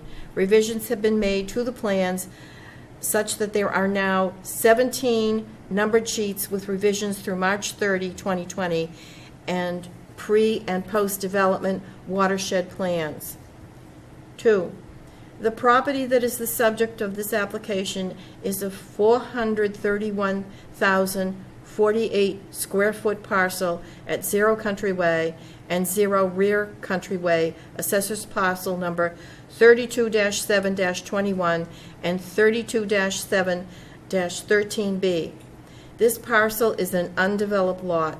The property is in the Residence R2 zoning district, as well as the Water Resource Protection District and Floodplain and Watershed Protection District. The Zoning Board of Appeals has determined that the site is not subject to flooding via a determination of suitability filed with the town clerk on January 2nd, 2020. 3. The wetland line and resource areas shown on the plan was concurred with by the Scituate Conservation Commission and their consultant, Ecotech Inc., on August 28, 2019. 4. The Stormwater Pollution Prevention Plan, SWIP, contains information on the control of erosion and sedimentation during construction and was provided to the Planning Board and reviewed by the Board's consulting engineer, who found it satisfactory as amended. 5. The Deputy Fire Chief approved the proposed 20-foot width of the private access drive with 12-inch Cape Cod berms and 24-inch gravel shoulders on either side. From Station 1 plus 20 to Station 4 plus 69, the road is super elevated with Cape Cod berm on one side only. A hammerhead turnaround for the fire department with dimensions of 45 feet long and 55.1 feet in width from the center point of the road with 28-foot radii has been provided. The private access drive is intended to forever remain private and shall never be accepted by the town. 6.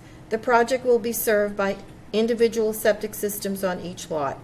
The Board of Health has found that each of the 5 lots is suitable for a septic system. Reserve areas for the septic systems have not been shown.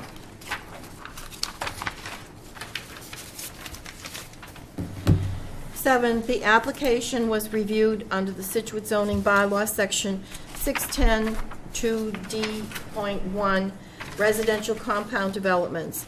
This section allows no more than 5 single-family dwellings to share common frontage and a private access drive.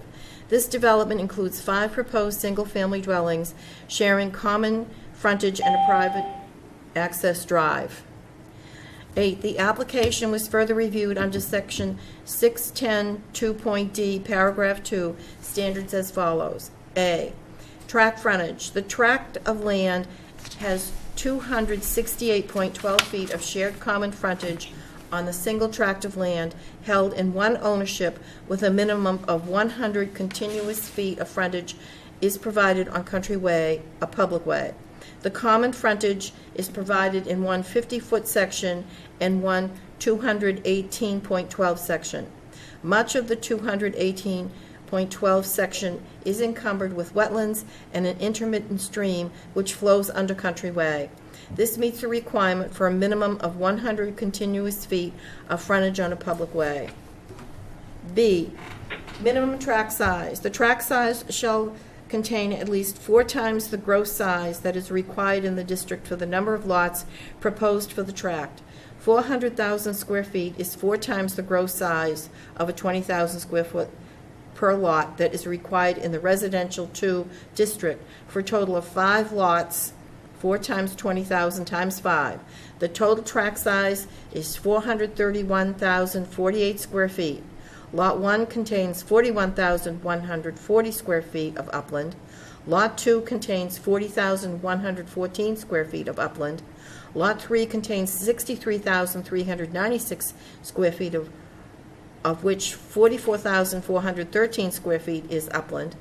Lot 4 contains 221,705 square feet, of which 87,246 is upland. Lot 5 contains 64,693 square feet of land, of which 41,662 square feet is upland. None of the land is subject to a conservation restriction found in Mass General Laws, Chapter 184, Section 31. However, the tract is subject to wetlands requirements under the state and town laws, and a notice of intent has been filed with the Conservation Commission. This meets the requirement of minimum tract size. C, dimensional requirements. No minimum lot width or lot frontage requirements are required within the tract. No structure other than a fence is allowed within 50 feet of any perimeter line in the residential R2 district. The plan shows building envelopes 50 feet from any perimeter lot line, except for access into the site. The plan shows a 30-foot restricted clearing zone along a portion of the west and north property lines. The applicant is willing to accept a condition that no structure other than a fence can be erected within 50 feet of any perimeter lot line. The infiltration basin, as well as a stone check dam and stone riprap, are proposed as part of the stormwater device leading to the stormwater infiltration basin, are within the 50 feet of the perimeter property line of 483 Country Way, with no screening proposed. The driveway for Lot 1 is within 50 feet of the perimeter lot line of 489 Country Way. The private access driveway into the site and its stormwater devices is also within the 50 feet of the perimeter lot lines of the site. The plan meets or does not meet this requirement. Speak up, anybody.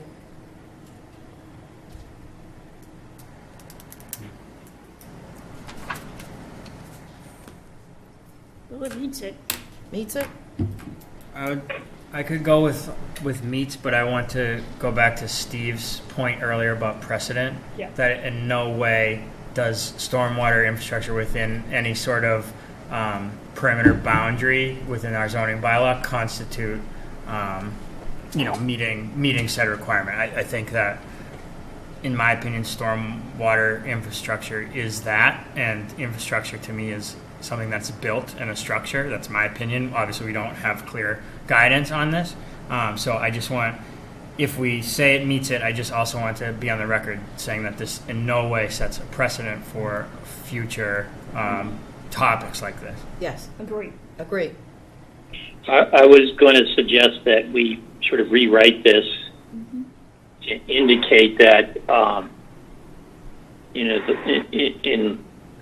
the board has sort of considered this and is for this particular set of circumstances would accept this, but then go on to indicate that it is not. It's not in it, because I think the way you said it there, Ben, would sort of conflict with the determination that it meets the requirement, right? So I think what we need to do is have a sentence in there that basically said the board is waiving this requirement or accepting, a variance from this requirement as part of the overall project, but that in no way is meant to indicate that a structure like as you mentioned, the stormwater structure is not considered a structure as far as the zoning bylaw goes. Yeah, I would agree with that. I think we could sort of wordsmith that. One of the words we can't use. We can't grant a variance. Say what? Bill? I said we can't grant them a variance. No, we can't. But could we say, accepting this requirement is for this site only?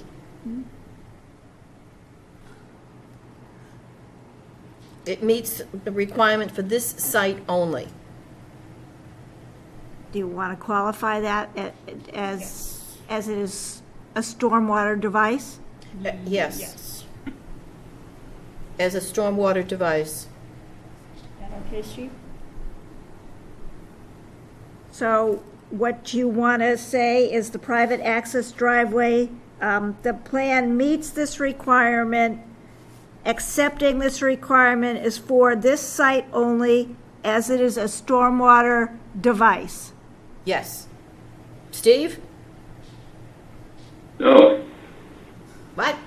I don't want to, this is Bill, I don't want to do that. Okay.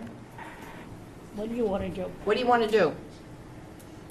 I think it's either straight up or straight down choice. I don't think you can modify what the bylaw says. It would you either accept it in the 50, you agree that it's not in the 50 foot, and it's not, and you proceed with it, or that it is, and you proceed with it. Okay, so we have to say it's not. It definitely doesn't, as a structure, it doesn't meet the 50-foot limit, right? It doesn't meet it at all. Right. All right, so you want I this, think that's the conundrum here, is there's no way to sort of finesse that one way or the other, right? It's either it meets it or it doesn't meet the requirement. It's a light bulb, it's on or it's off. so do you want it to say, the plan does not meet this requirement? Patty? That's what I would say. I would agree with that. Ben? If that's the way that we have to word things without granting an exception, as Bill pointed out. Okay. Steve? Yeah, I tend to agree with Bill here that it doesn't feel like there's sort of latitude here, so no wiggle we room. don't want to set a precedent on this one. Okay. Rebecca? Well, I spent quite a bit of time playing around with this one this afternoon. It was the wording on it, and it comes back to me, it's either yes it does or no it doesn't. And the answer is it doesn't. Okay. Yeah, it's a finding of fact, right? So. Does not meet this requirement.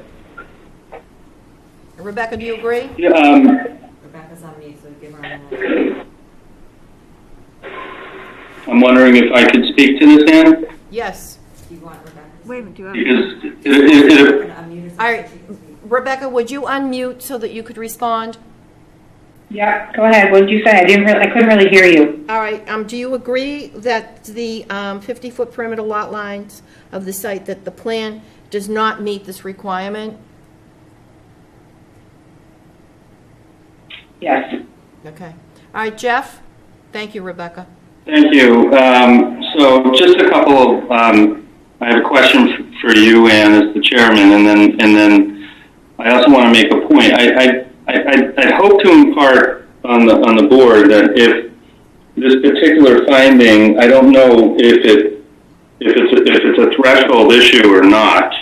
So I need to understand that with respect to the deniability or allowability of the project with conditions.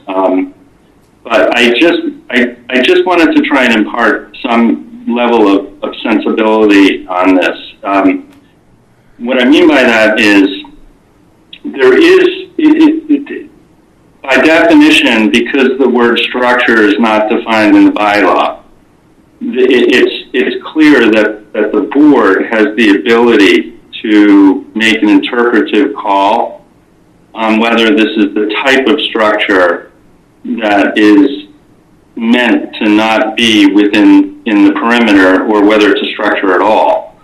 And I guess what I would ask the board is that, these bylaws are not perfect, and the concern is that if the project somehow is denied on this basis, then the alternative to the situation is worse for the abutters and for the town of Scituate. And I think that the board could simply say, given the particular facts and circumstances of this case and the arguments made, recognizing that every application is to be determined on its own merits and is not to set precedents, this board finds in this circumstance, you know, that these structures, that, you know, whatever, basically such that those structures are permitted within, those objects are permitted within the, within that 50-foot perimeter, because there is this whole concept of zoning law that says that zoning bylaws shouldn't be read to such that the result would be an irrational result. And in this instance, while it's perfectly rational to take a position on one side or the other on the word structure, when you're looking at it in the context of, all right, if it's denied, what's the next issue if it's not appealed? And that's coming at you with a conventional with no buffering and maxing out lots with a subdivision road, and that's not good for anybody in this circumstance. You know what, Jeff? So, Jeff, Can Jeff. I say something? Yeah, hang on, Jeff. But nowhere does it say, Jeff, that it's gonna be either right or it's gonna be one way or the other, depending on how the board feels. So what you're saying, Bill, is you're making a distinction between a finding and an ultimate vote to deny or approve, right? There hasn't been. And that's fine, I just need to understand that. There hasn't been a vote. What it says is, the bylaw says, in the case there's something within the 50 feet, it should not be allowed. That's what it says. And we've got something, whether you want to spend all day going through the definition of the structure or not, it says nothing is allowed within the 50 foot. And this is something that's being proposed for the 50 foot, so it shouldn't be allowed. Karen? All right, so this is a finding of fact. This is a factual finding of what is in the 50-foot buffer. And the 50-foot to a perimeter of a lot line. If the board accepts the conditions and discusses the conditions, there's a possibility for the board to take action on that in the conditions.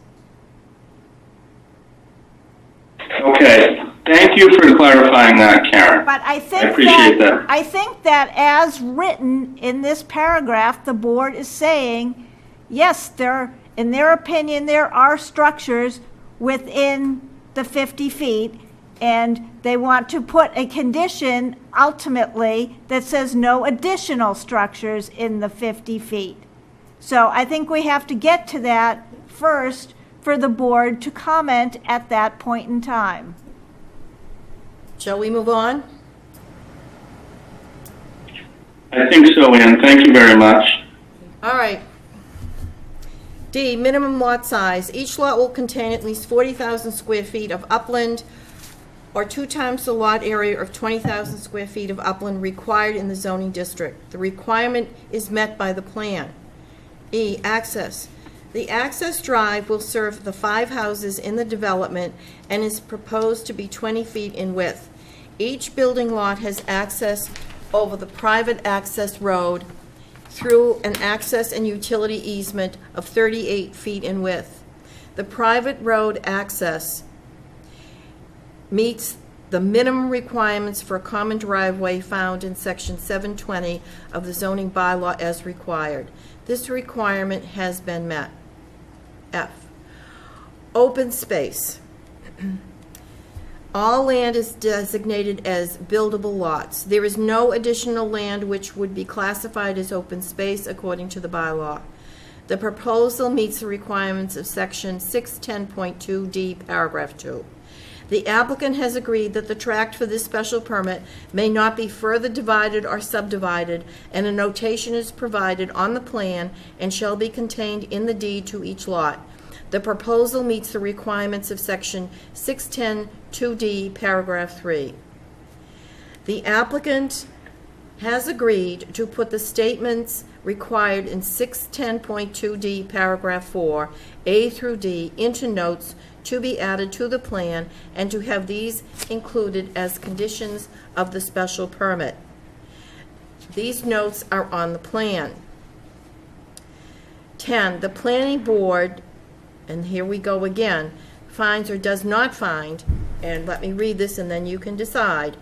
that the proposed development is in harmony with the general purpose and intent of this section to provide an alternative to residential subdivision development, limiting residential development within a large tract of land without requiring construction of a subdivision road so as to A, promote large lot development, B, reduce construction costs, C, reduce impacts of new development on abutting properties, D, eliminate future town maintenance responsibility and costs for the development, and E, preserves the semi-rural character of the town. So, it continues, the board finds that the semi-rural character of the town will or will not be maintained by this development, and impacts of the new development on abutting properties are or are not reduced with this current plan. Okay.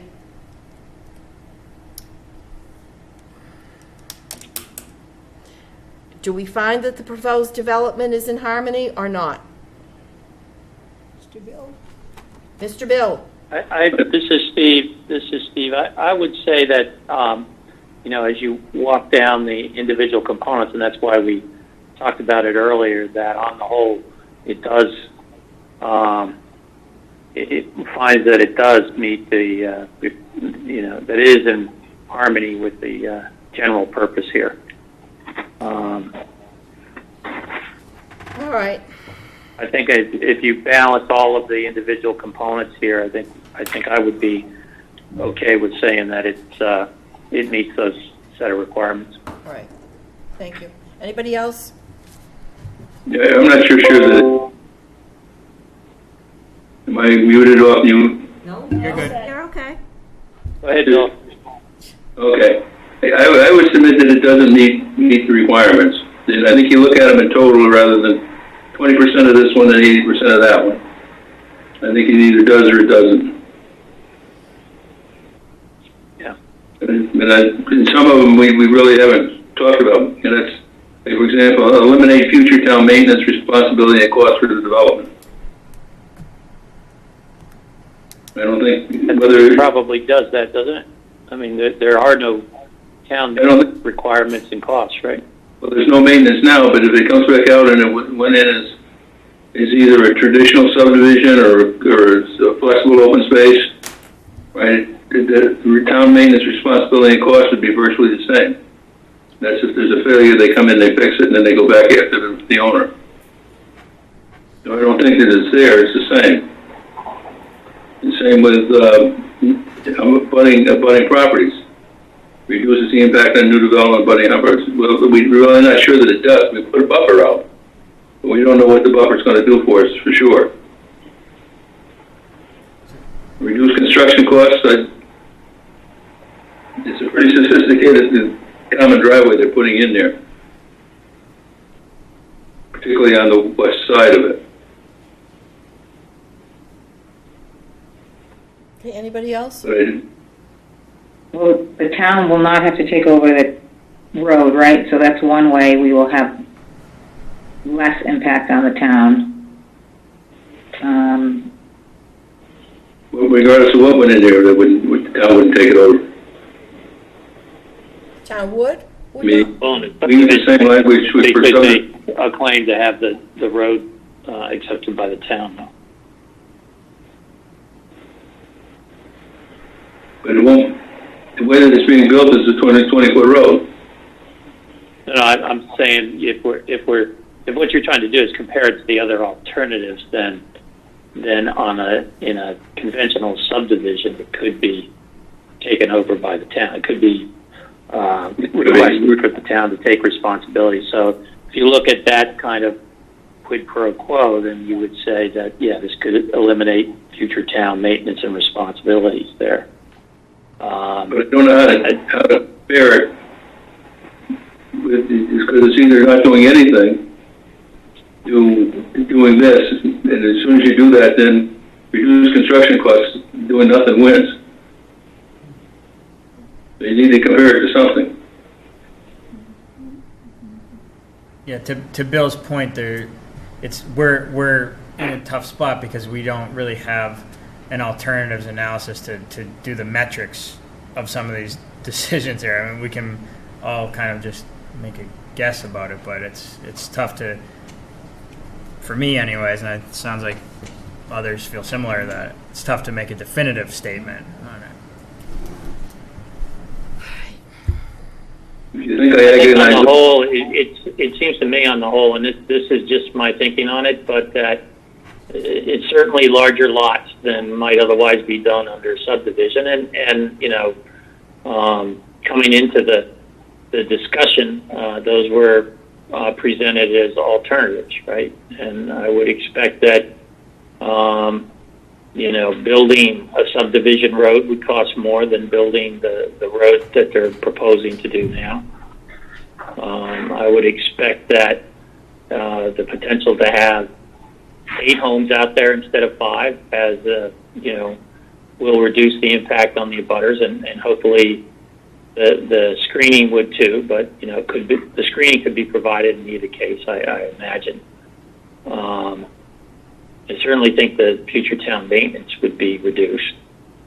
And then you get to sort of the qualitative judgment as to whether it preserves the semi-rural character of the town. And of course, if nothing ever got built there, then none of these things would apply. But I think coming in, the discussion was really about filing this as an alternative to the subdivision plan. Yeah. I have to say that I think I've said it before, but I'll say it again. I'm not convinced it's not a flexible, but a traditional subdivision that wouldn't be bad in there.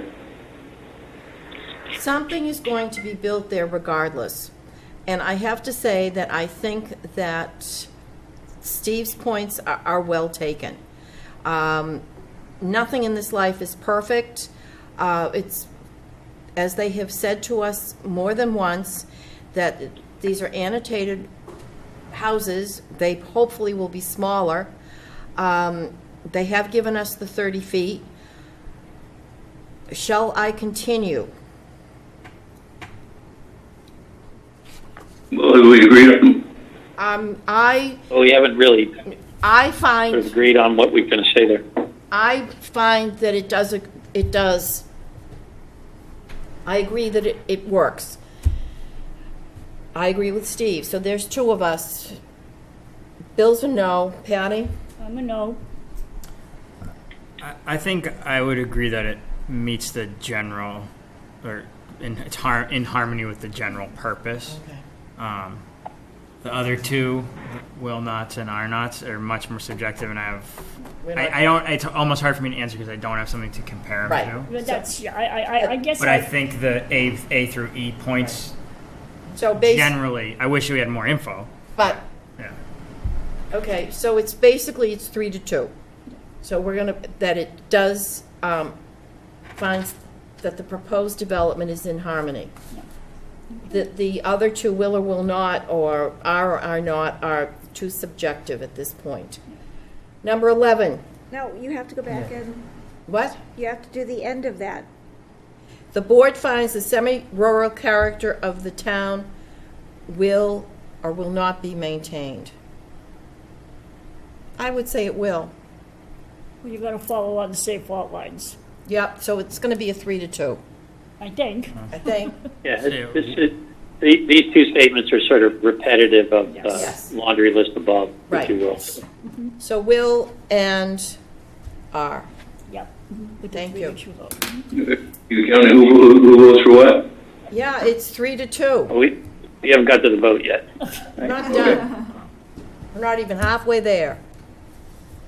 11, the entire site is in the Water Resource Protection District, WRED. The section 520 of the zoning bylaw. Still haven't figured out, I haven't voted on whether I will or will not yet. I think, Bill, the way we've sort of done this is we've said as the placeholder for the motion, and filled in the find, will, and are. And we'll get to the vote on that motion with it written that way at the end of the findings of fact. Okay? I think that's how we would make the vote. Sounds good. The WRPD, let's see, I'll start over again. The entire site is in the Water Resource Protection District, WRPD. So Section 520 of the zoning bylaw establishes a WRPD to include areas significant to the town's drinking water supply source which requires zoning protection. The WRPD running through the site is a source of recharge to the aquifer for the town's water supply. The WRPD requires all runoff from impervious surfaces to be recharged on the site, diverted toward areas covered with vegetation from surface infiltration to the extent possible, or as otherwise directed from the Scituate DPW or Conservation Commission. The site has been designed such that all rooftops will recharge the first inch of roof runoff, and all impervious surface runoff is recharged for all impervious areas according to DEP requirements. The site has been designed to achieve 90% total suspended solid removal, TSS. All stormwater management features are designed with a 3-foot minimum separation between the bottom of the structure and the maximum groundwater elevation. 12. The zoning bylaw in section 520.5F and 520.634 restricts the rendering of the impervious surface of any lot/parcel to no more than 15% or 25,000 square feet, whichever is greater, unless a system of artificial recharge is provided that will not result in degradation of water quality and meets the design requirements of 520.5F. The applicant has supplied an impervious amount of 33,117 feet for all 5 lots as a whole, not including the driveway, with lots 1 and 2 exceeding 15% individually. However, the applicant has designed a system for stormwater management with artificial recharge and has provided a statement dated March 13th, 2020, that certifies that a system of artificial recharge of precipitation is provided that will not result in the degradation of water quality. Kevin S. Grady, P.E., signed and stamped the certification. Mr. Grady indicates the project has been designed and reviewed to be in conformance with state stormwater regulations and Town of Scituate stormwater and zoning bylaws. 13, the applicant has indicated there will be no increase in rate or volume of runoff to abutting properties for the 2, 10, and 100-year storm events. The proposed stormwater management system has been reviewed by the town's consulting engineer, John Chesia of Chesia Consulting Services, LLC, whose comments indicate his concerns have been satisfactorily addressed. The 1-year storm calculations have not been provided as required by the Water Resource Protection District and should be added to the report for the record. It is not anticipated that this data will impact the design, as there is no increase in rate or volume from the development as it is being infiltrated in the basin, and there will be less volume discharged overland to the culvert from the site. Since the site is a small percentage of the total area to the culvert, the reduction in volume will not have a significant impact on current conditions at the culvert. 14, the review of the stormwater management system by the planning board's consulting engineer and their approval of the special permit eliminates requirement for a separate stormwater permit from the Scituate Planning Board for any work that conforms to and is shown on the plans. 15, the Board of Health has indicated that they approve the septic feasibility that was done. Each of the 5 lots has had 4 test pits per site, with 3 of them perking. 16, correspondence received from the fire department indicated they are satisfied with the common driveway and want conditions to have signage at the location of the common driveway at Country Way and each driveway to each house.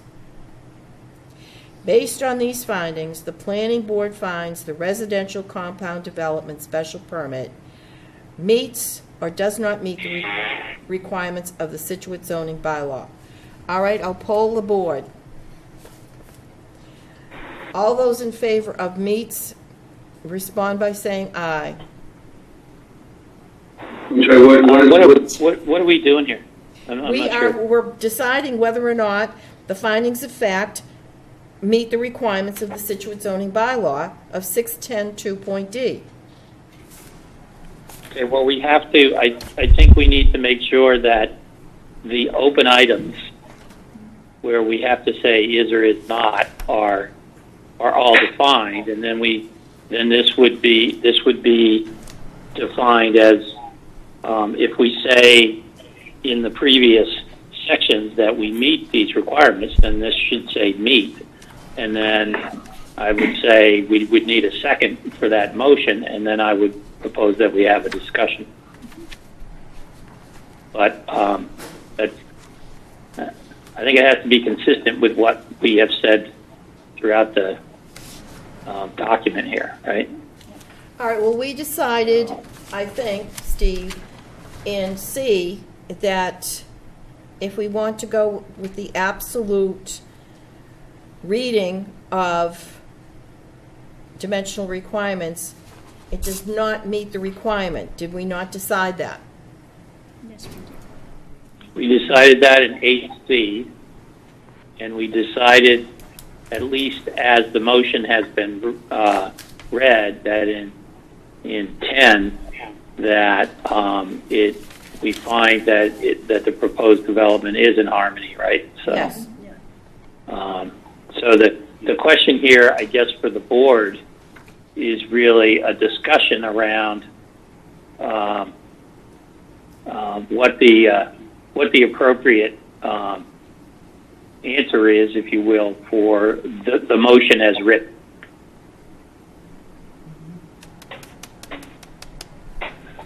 And is this where we can put in the fact about the stormwater structure?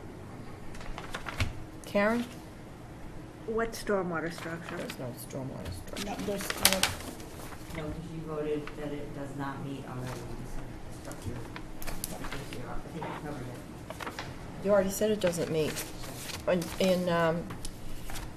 That would be a condition. If you That's a want to condition. change something yes. to say that it's allowed, that would be in a condition, Okay. but not in a finding of fact. Right.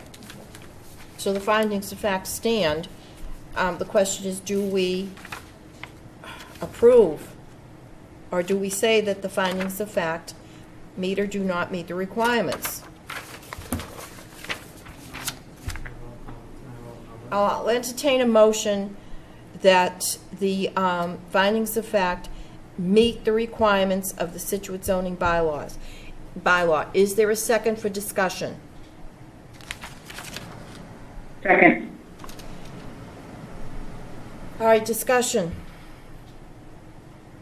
So let's just, if you wouldn't mind, if we could just sort of follow this through. I think on the face of it, if we have one finding of fact in the evaluation that does not meet, then it would seem like the natural response based on the finding of fact, it would be does not meet, right, the requirements of the zoning bylaw. And this gets, I guess, Karen, to the next step is if it does not meet, can it be conditioned and still be approved? Karen, did you catch that? If you decide that you want to condition it, then you could condition it. The way the draft condition was written was that, yes, one option would be to allow it as designed with no additional structures in the 50-foot, except a fence. So that means allowing the stormwater infiltration devices in the 50-foot buffer, but nothing else. So they can't come along and put anything else besides what's already on the plan in that 50-foot perimeter of the lot, to the lot line. Nothing new that's shown on the plan. So that would be done under a decision and a set of conditions. What I'm asking is, under this first step, which is the findings of fact, we've gone through a litany of these, and we've resolved, at least some of us, all of us have resolved that there's at least one finding of fact that does not meet the requirement. And I think 2 out of 5 of us have also resolved that under Section 10, it doesn't meet the requirement either. So it would seem like if we're sort of evaluating the findings of fact, then we've reached a place where, on the whole, the findings do not meet the requirements of the zoning bylaw. Right? Steve, is it possible I have something that I think might be constructive to the discussion? Ann, if that's okay? Go ahead. That'll be up to Ann. So as I'm looking through the bylaw, I see design requirements, and the decision that you just read with the findings kind of goes through those design requirements and the purpose of the bylaw.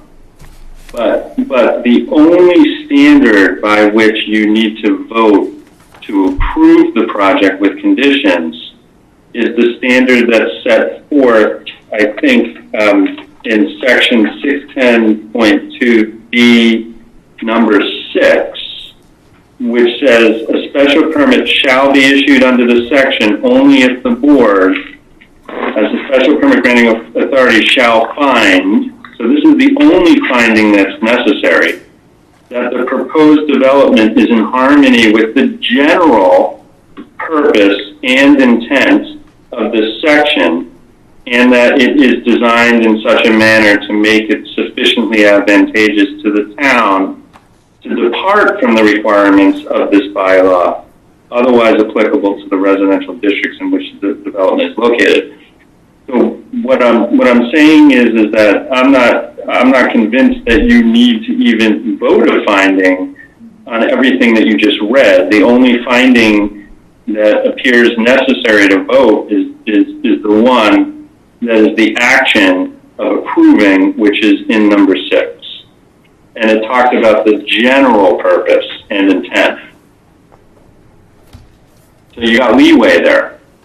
So based on that, what you could do, if the board was compelled to do it, you could say, based on these findings, the planning board finds the residential compound development special permit does not meet the design requirements of the Scituate zoning bylaw, and then reiterate section 6. However, the proposed development is in harmony with the general purpose and intent of this section. Reiterate everything Mr. DeLisi just wrote here. Just read there. Well, it's 6,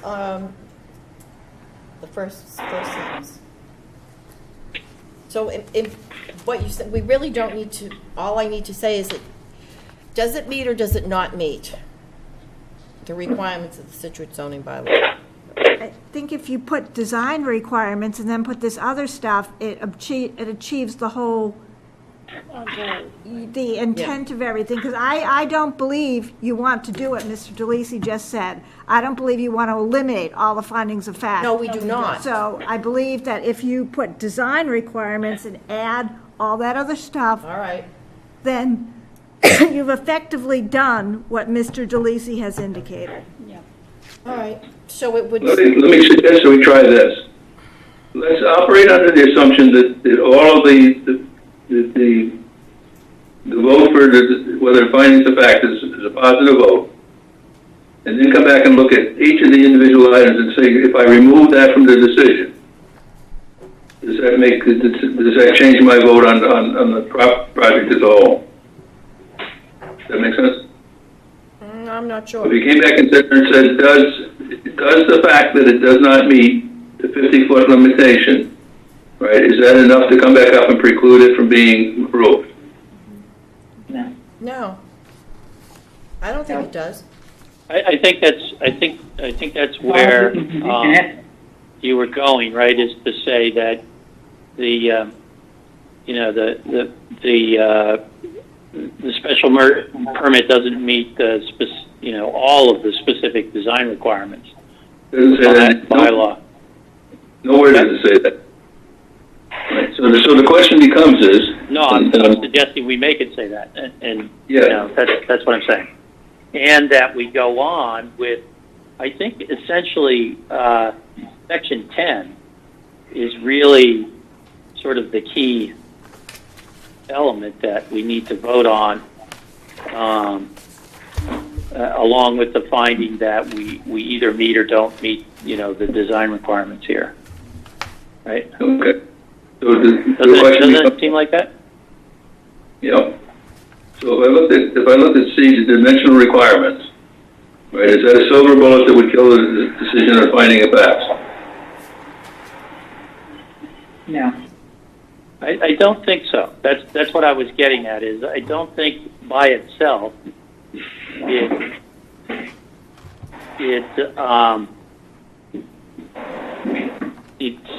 would not make this. It would eliminate our ability to say that it's in general harmony with, the general purpose of the bylaw and all of that, right? Particularly since we can make some conditions around that particular issue. It really, I think, in my view, it comes down to this Section 10 discussion about whether it is in general harmony, right, with this section. That's probably the more significant overall decision to be made, right? And we could point out that it doesn't completely meet all of the design requirements of the zoning bylaw, and then go on to say that, the planning board either finds or does not find that the proposed development is in harmony with the general purpose, et cetera, right? So, right. Is it okay to? I don't want to beat the dead horse, but I guess I wasn't suggesting that you don't have any findings. But I think it's perfectly fine in that paragraph about the 50 feet to say the board discussed whether these are structures. At least one member of the board, felt that they were structures, and then go on to say that the board isn't, interested in establishing a precedent, and then just, you could still make a finding, but make the point that you're not creating that precedent. And I know Bill's not even necessarily just concerned about precedent. He believes truly that it's not permitted. But I think it's okay to just say what happened in the meeting. The board deliberated and debated, and they were left with some question, and ultimately feel that we'll deal with it through the finding as to whether it meets the general purpose and intent, and just kind of leave it right there. Because you're in effect making a decision. Whether you're being overt and saying it, you're making a decision that's either right or it's wrong. But you could just say that, what I'm saying is had a disagreement. That one member of the board felt it was wrong, and another member and the other members felt it was right. Well, I think we've all got to the point where we felt like it didn't meet the requirement, right? So I don't think we should go there, but I'm really sort of focused on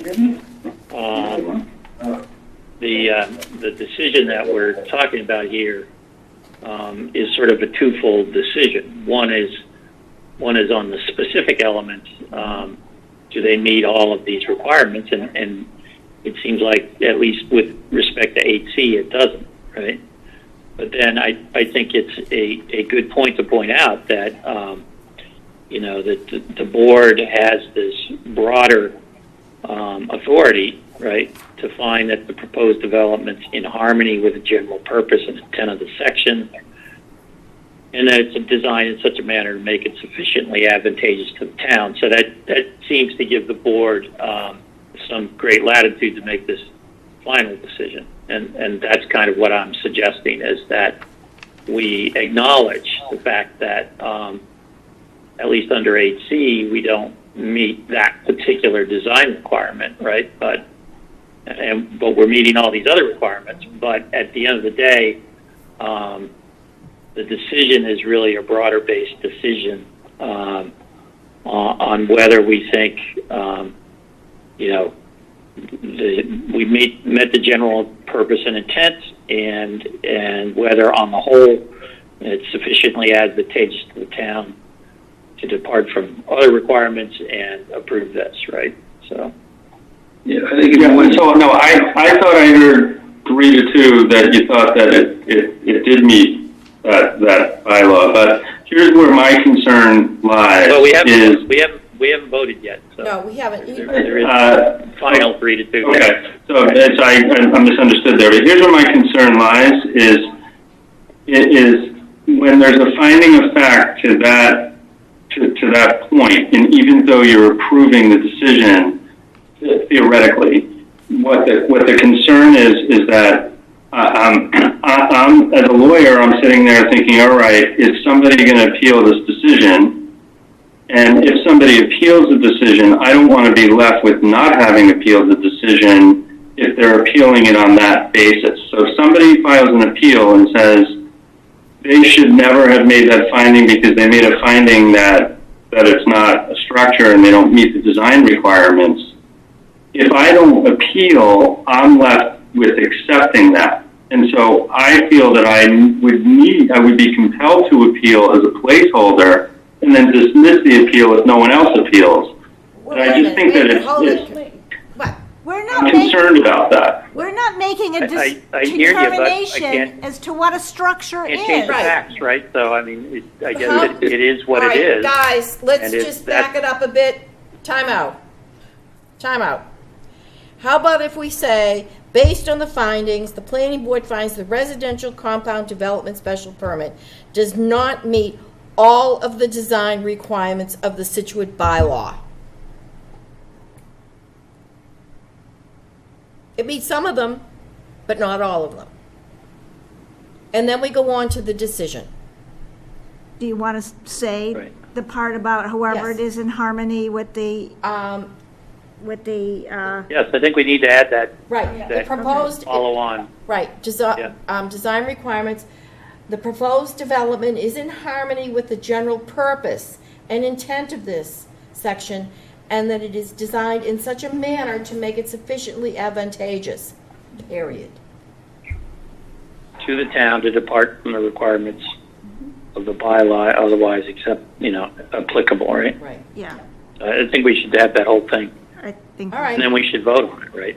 All right. So basically, we're sitting there saying it doesn't meet 100% of the guidelines, but it's within the scope and intent of the bylaw. Yes. Correct. Yeah, we're using sort of broader brush judgment as the bylaw seems to grant us, right? Give us To still make that decision. Now we can either say yes or no to that, and then if we say yes, then we can condition the actual decision on any of these additional issues, right? Right. I mean, I can support that as long as I get the C to sit there does not meet bylaw. Yep. Yeah, you do. Me too. All right. I'm getting awful soft in my old age. Damn good thing I'm going off the board. I mean, you know it out with a bang there, boy. Yeah, really doesn't want Yes, to know. Ben. For this, are we going to move on from that? Because I just have one discussion point before we vote. Go ahead. And maybe Mr. Grady can clarify, but on number 6 in the findings of the project we serve by individual septic systems, it goes on to say reserve areas for septic systems have not been shown. It was my understanding from him that the reserve and the primary are shown. It's just combined, so I don't think that that's necessarily accurate. All right. Yeah, I agree with you, Ben. I had that marked too. We should probably take that out.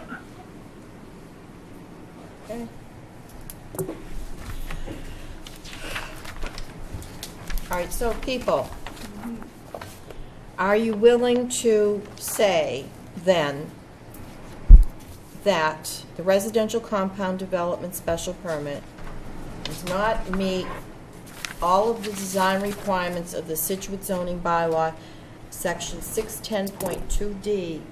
However, a special permit shall be issued, well, wait a minute, where are we? The proposed however. Not however, I think. However.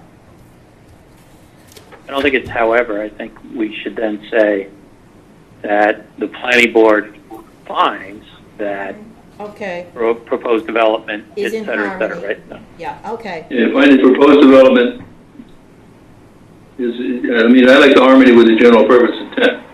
Yes. Right. Yeah. So, and add all that part, yeah. Right. Yes. Okay? Yes. Is in total harmony. Total. So we have a second. We have a Total second. harmony? For that? Yeah, That's a pretty tall measure. true. All right, all those in favor as we have just rewritten this 6 times, please say aye. Ann, Aye. Steve, Aye. Bill, Yep. Patty, Yes. Ben. Aye. I don't know what to say. Okay. Decision. I moved that based on the findings of fact and the information obtained at public hearings on November 14, 2019, January 9th, 2020, February 27th, 2020, April 9th, 2020, May 14th, 2020, May 28th, 2020, and June 11th, 2020, the planning board approved the residential compound development special permit for 0 Country Way and 0 Rear Country Way with the following conditions. General requirements. 1, all construction work shall be done in accordance with plans submitted by Grady Consulting LLC entitled Special Permit Plan Residential Compound Development 0 and 483 Country Way, Scituate, Mass., consisting of 17 sheets and pre- and post-development watershed condition sheets dated May 28, 2019, with revisions through March 30th, 2020, and as further revised to meet these conditions. All conditions of this approval shall be inscribed on the residential compound development special permit plan prior to endorsement. 5, lots 1, 2. Jeez, you know what? This is getting crazy. Reading all of this stuff. There should be a better way, but there isn't, is there, Karen? No, there isn't. Unfortunately. 2, lots 1 through 5 shall each have access over the residential compound development RCD driveway. No additional extensions or attachments of any other roadway or common driveway or access to any other lot other than those specifically created and shown in the plan shall be permitted. The RCD driveway shall remain private in perpetuity and shall never be considered for acceptance as a town road. All maintenance and repair of the driveway shall be the sole responsibility of the property owners who comprise the homeowners association. A note shall be placed on the plan and deed for each lot serviced by the RCD driveway, stating that the above with proof of the recording of such notes provided to the planning board prior to the occupancy of the first unit.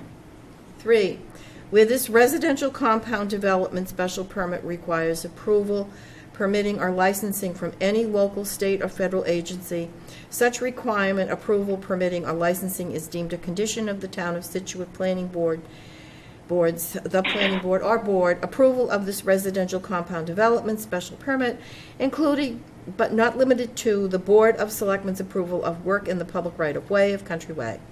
All necessary permits and approvals must be received prior to the start of construction. 4, the applicant shall meet the current applicant and all its successors in interest, the applicant. 5, the total number of single-family dwellings in the residential compound development shall not exceed 5 as shown on the drawings.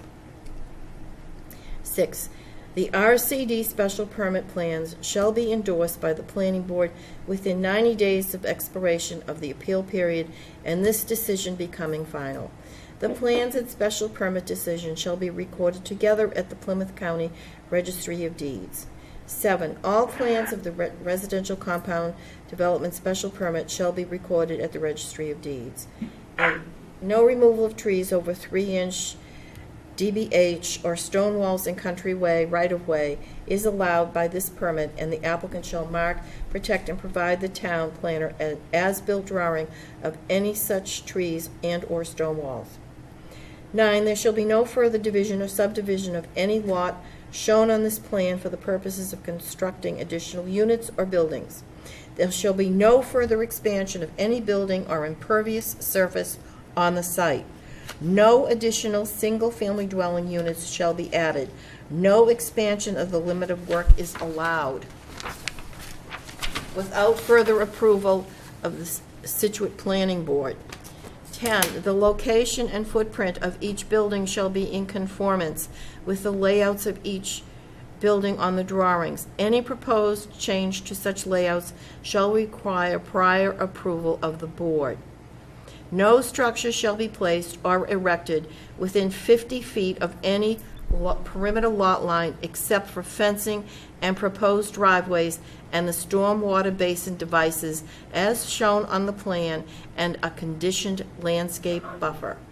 No additional structures are permitted in the future in the 50-foot perimeter lot line area. A deed restriction shall be placed on each lot noting this structure prohibition within 50 feet of a perimeter lot line. Could we break? Are we saying that that's a modification of the special permit? Are we saying what? This is a Karen's question. Are we saying what's a modification of the special permit? Is it a modification of the special permit? It's a condition of, right? It's a condition of. I'm not getting But it. is You it a mean the last modification? line, Bill? Well, I'm looking at the three of them that are together, I guess. No, the two.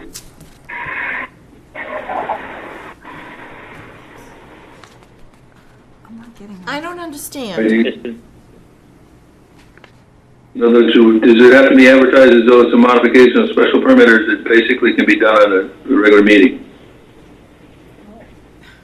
Oh,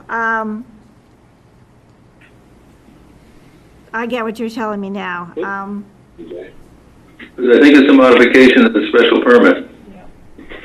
I'm not sure I'm following. Which segment are you talking about, Bill?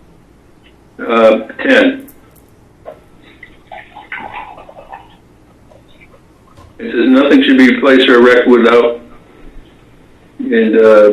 approval by the planning board. And the question I have is the approval of the planning board driven by a regular meeting, or is it required an official modification of the special permit?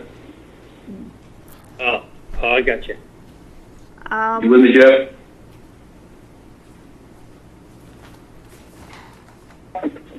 Sorry, Bill, you were muted there. So I was just use an opportunity to just talk about this briefly on this condition was one of the 6 or 7 that I wanted to discuss with the board. And I'll see if I can get to your comment, Bill. Location and footprint of each building. Kevin indicated that he's showing hypothetical buildings on his plan. They're anecdotal, and the exact locations of them are anecdotal. So the way I was thinking that I was going to ask the board to consider the language here would be the location and footprint of each building is anecdotal only, shall be in general conformance with the layouts of each building on the drawings, and then basically, if there's a proposed change to the layouts that needs the prior approval of the board, I would think that it could just be a regular old meeting, and if the board determines that it's a substantial change, then the board can say, well, we would then need to modify the decision, and then you would need to advertise a modification. But in most circumstances, we expect that the ultimate house that goes on each one of these lots is actually going to be smaller than what we show on these plans. And so we want to give the board the latitude to allow a smaller house without requiring a big modification to the permit. Yeah. I understand that, but going back to the one that I brought up, I think it should be a modification of a special permit. Otherwise, I'll go ahead and do it and let me tell me I couldn't. We still have to get prior approval of the board, and if the houses that are shown on the plan are anecdotal, I don't know. I respectfully disagree with you, Bill, because I just think that that's a cumbersome way of approaching kind of the simple things. Ultimately, there's going to be a building permit plan. It's going to show a dwelling location and size of its footprint. And I expect that those dwellings and locations are probably going to be smaller. If they're bigger, that's also something that would require approval of the board. But if there's something that's less substantial than shown on the plan, there should be no reason to modify the plan. Excuse me. To modify the decision, it just seems like just a lot of extra work for obvious no-brainer. Second here. Well, of course. Karen, we had talked about this earlier, I had thought, that can we somehow say the location and footprint of each building shall be in conformance with each of the buildings in the drawings, no bigger but maybe smaller, or somehow put that type of language in there. They can't be any bigger than what's shown on the drawings, but they certainly could be smaller without a modification. Yeah, we could come up with some I think you have to think in terms of what could happen here, and I hear the comment that they could end up being smaller, which is fine, but we've run into this before where we had basically a set of layouts of drawings and driveways and all that kind of thing. Right. And then people modified those, and it created problems. If you recall from even headlights, shining in people's windows and stuff like that, right? So, and if it I have to say, it moves around on the lot, if it's smaller but moves around on the lot, it changes the stormwater flows and, the grading and all of that, right? We need to be able to make sure that at the end of the day, the stormwater system still performs as it should, that, the whatever visual screenings we were intending to have, those still stay in place. It's just like anything could happen if you say, this is sort of anecdotal and the real building will show up and it could be completely different from what the sort of the layout shows. You're right. Okay, so how about this language? The location and footprint of each building shall be in general conformance with the layouts of each building shown on the drawings.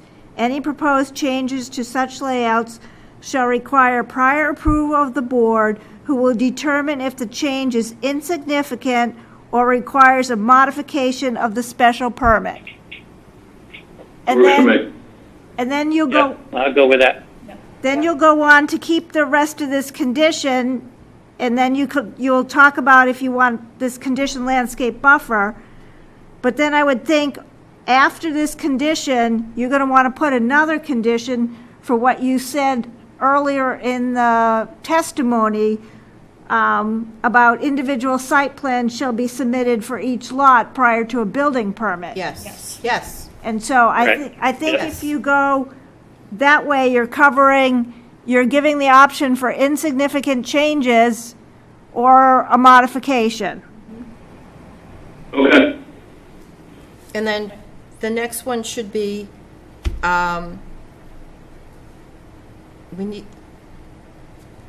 So if basically you want the condition as I just read it, we can always go back on the condition landscape buffer when we get to that. But maybe another condition saying individual site plans shall be submitted for each lot, prior to the application for a building permit with the intent of preserving trees on individual lots. The site engineer and site landscape architect shall review the lots in the field prior to clearing in consultation with the town planner and/or planning board. Perfect. Perfect. Gentlemen. Excellent. That's 10A, right? Yeah. Yeah, that would be 10A. I mean, 10A. that's Okay. kind of what you said before. Yep. Okay. I'm moving on. Utilities, parking, and traffic. 11. Installation of all water mains and appurtenances shall be performed according to the specifications of the DPW Water Division. Copies of required town and state approvals for water connections and/or extensions shall be furnished to the planning board. If desired by the Water Division, a determination of the adequacy of the existing water service for the proposed tie-in shall be provided to the DPW for their approval. Any required upgrades, modifications, or connections shall be at the owner's expense. 12. The applicant shall trim the trees along Country Way so that there is good visibility in the site distance triangle shown on sheet 9 of 17. This area shall be maintained by the applicant until a homeowners association takes over maintenance of the private access drive and the drainage system. 13. The applicant shall obtain in advance the approval of the planning board through the town planner if minor changes from the plan are desired and/or details are needed for lighting, signage, or landscaping. 14. The lots shown herein shall have legally enforceable rights of access to Country Way.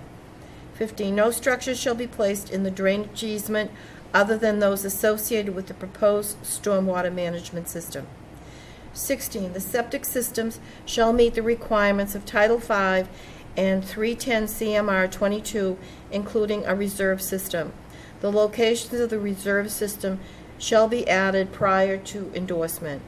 Any changes to the plan necessitated by compliance with any Board of Health provision, including reserve systems, requires notification of the town planner to determine if the change is significant or insignificant. 17. The details for the catch basins and the storm sewer piping near the intersection with Country Way are insufficient to demonstrate that the system would be constructible to manufacturer's standards. A refined detail shall be provided prior to endorsement. The detail shall include the use of ductile iron pipe.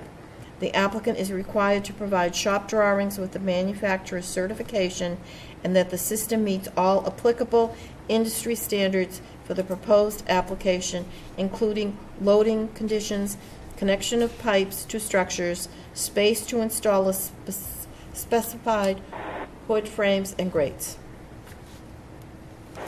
Required prior to release of special permit to applicant for recording. 18. A final copy of updated plans shall be provided to the planning board. The following notes and conditions shall be added to the plan or report. No structure shall be placed or erected within 50 feet of any perimeter lot line except for fencing and proposed driveways and the stormwater basin as shown on the plan and a conditioned landscape buffer. No additional structures are permitted in the future. The one-year storm calculations have not been provided as required in the Water Resource Protection District and should be added to the report for the record prior to endorsement. The construction period, Phase 1, Plan Sheet 17, shall add a note regarding soil stabilization requirements between November 10 and April 15th in order to comply with SWIP stabilization practices. Areas for snow storage shall be added to the plan in accordance with the operation and maintenance plan. 19. Hey, Ann, could we add one more bullet item there? Yes. It just says the drawing will reflect that the septic areas for the septic system include both the primary and the reserve areas, that there's a note placed on the drawing to that effect. Yep.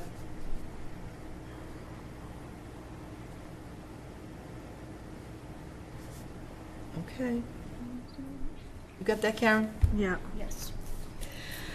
Okay. Thank you, Steve. 19. And Yes, yes, yes. And if you had a second, I was thinking I'd try and spare you reading number 10, number 19, because our proposal on the 30 feet was to increase that width, but to not have to do the 10 feet on this paragraph. And I thought that was generally acceptable, but before you read it, I just figured maybe we should think about that or talk about it maybe.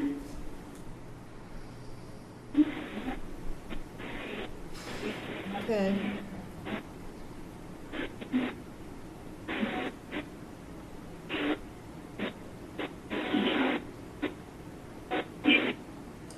Well, Karen? How does the board feel? I mean, the board has to decide if you're willing to accept a 30-foot buffer and take away the 10-foot inside, but in the 30-foot buffer, if something is dead or diseased, it's got to be replaced. And does the board feel that that's going to be enough, or do you want to add maybe some supplemental provision that maybe a maximum of 10 trees be provided in the landscape buffer in this 30-foot area? Should there be insufficient trees out there right now? Mm-hmm. I would agree with that. I think we did a similar thing with We Toll did Brothers. a similar thing on Toll Brothers.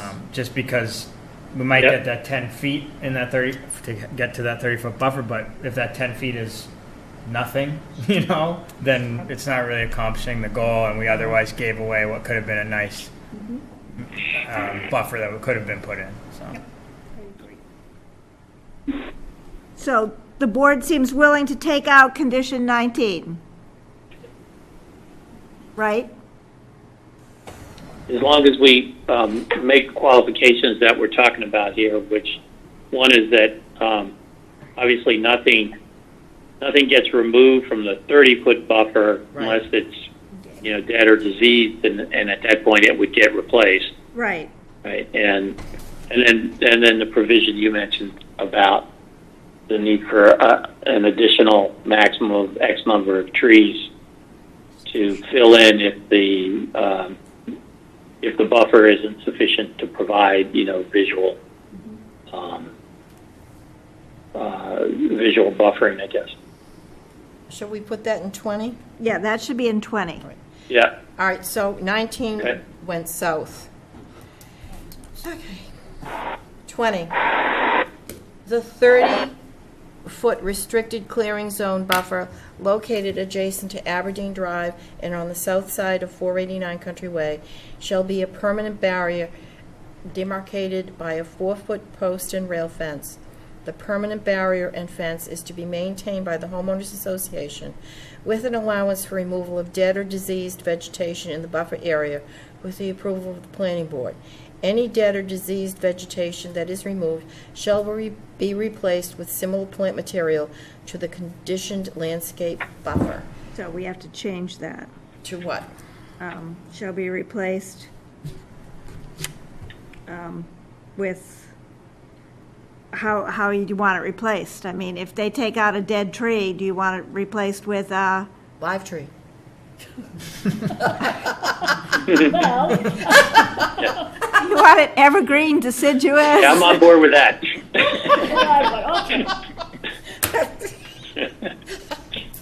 Ben, Getting late. a landscape person, where do you want to put it?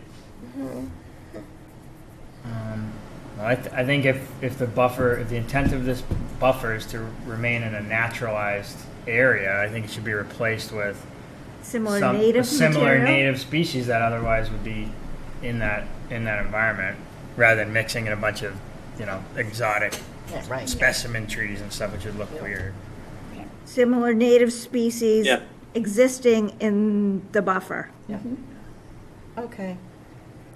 No machinery is allowed in the permanent barrier, and no dumping of any kind is allowed.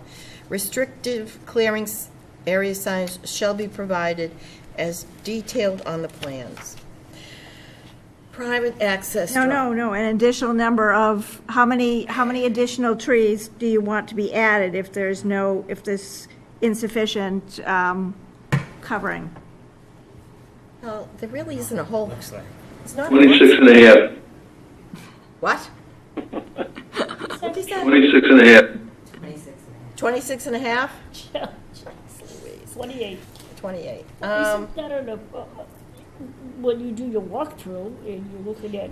There was nothing there. Yeah. There are no trees. Yeah. There's nothing. A lot of scrub. Did you walk it? Karen? Where? You walked it. Yeah. There's nothing there. No. Arborvitae's and let it go?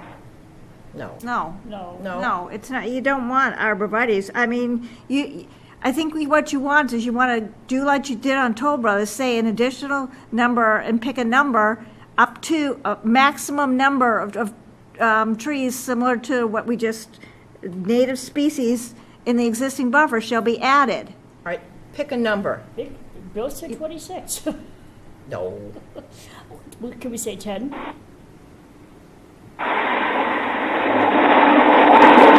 How long is the buffer? What? How long is the buffer? How long is the buffer? That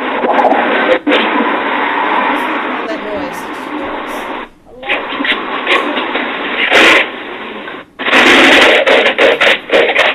Oh my God. Ask Jeff. Well, Jeff, are you there? Jeff? Yeah, I'm here. You guys went out on me for a second. All right. All right, so They where? wanted to know how long is the buffer? Yeah. 450 long, 450 feet long and 30 feet wide, which is why we're trying to not render this uneconomical. You know what I mean? Yep. Yep, and we're trying to make sure there's adequate buffers. So I think we should just try to find the happy medium there, right? Pick a Can I number. just say something about the protected woodland? We're going to have a 30-foot woodland that is going to be protected. If nobody's dumping on it, the understory is going to have an opportunity to grow and regenerate. We walked it before the leaves came out, so it didn't look like there was much there, but that's really going to thicken up when left in a natural state there. It is going to provide the buffer you guys are seeking. So right now, people are dumping on it, is what you're saying? Yeah. Jeff, how about up to 12 additional trees? The same condition that we added on Toll Brothers. Up to a maximum of 12 additional trees shall be added. So, but that's only if it's determined to be insufficient screening. Is that what I'm recalling, Karen? Yes. Yeah, I think that would be the test, right? Yeah. Yes, that's. But it would be an upside limit of 12, though. We understand. Thank you. That's okay. All right. I mean, you and I can come up with the final wording based on what we did for Toll Brothers.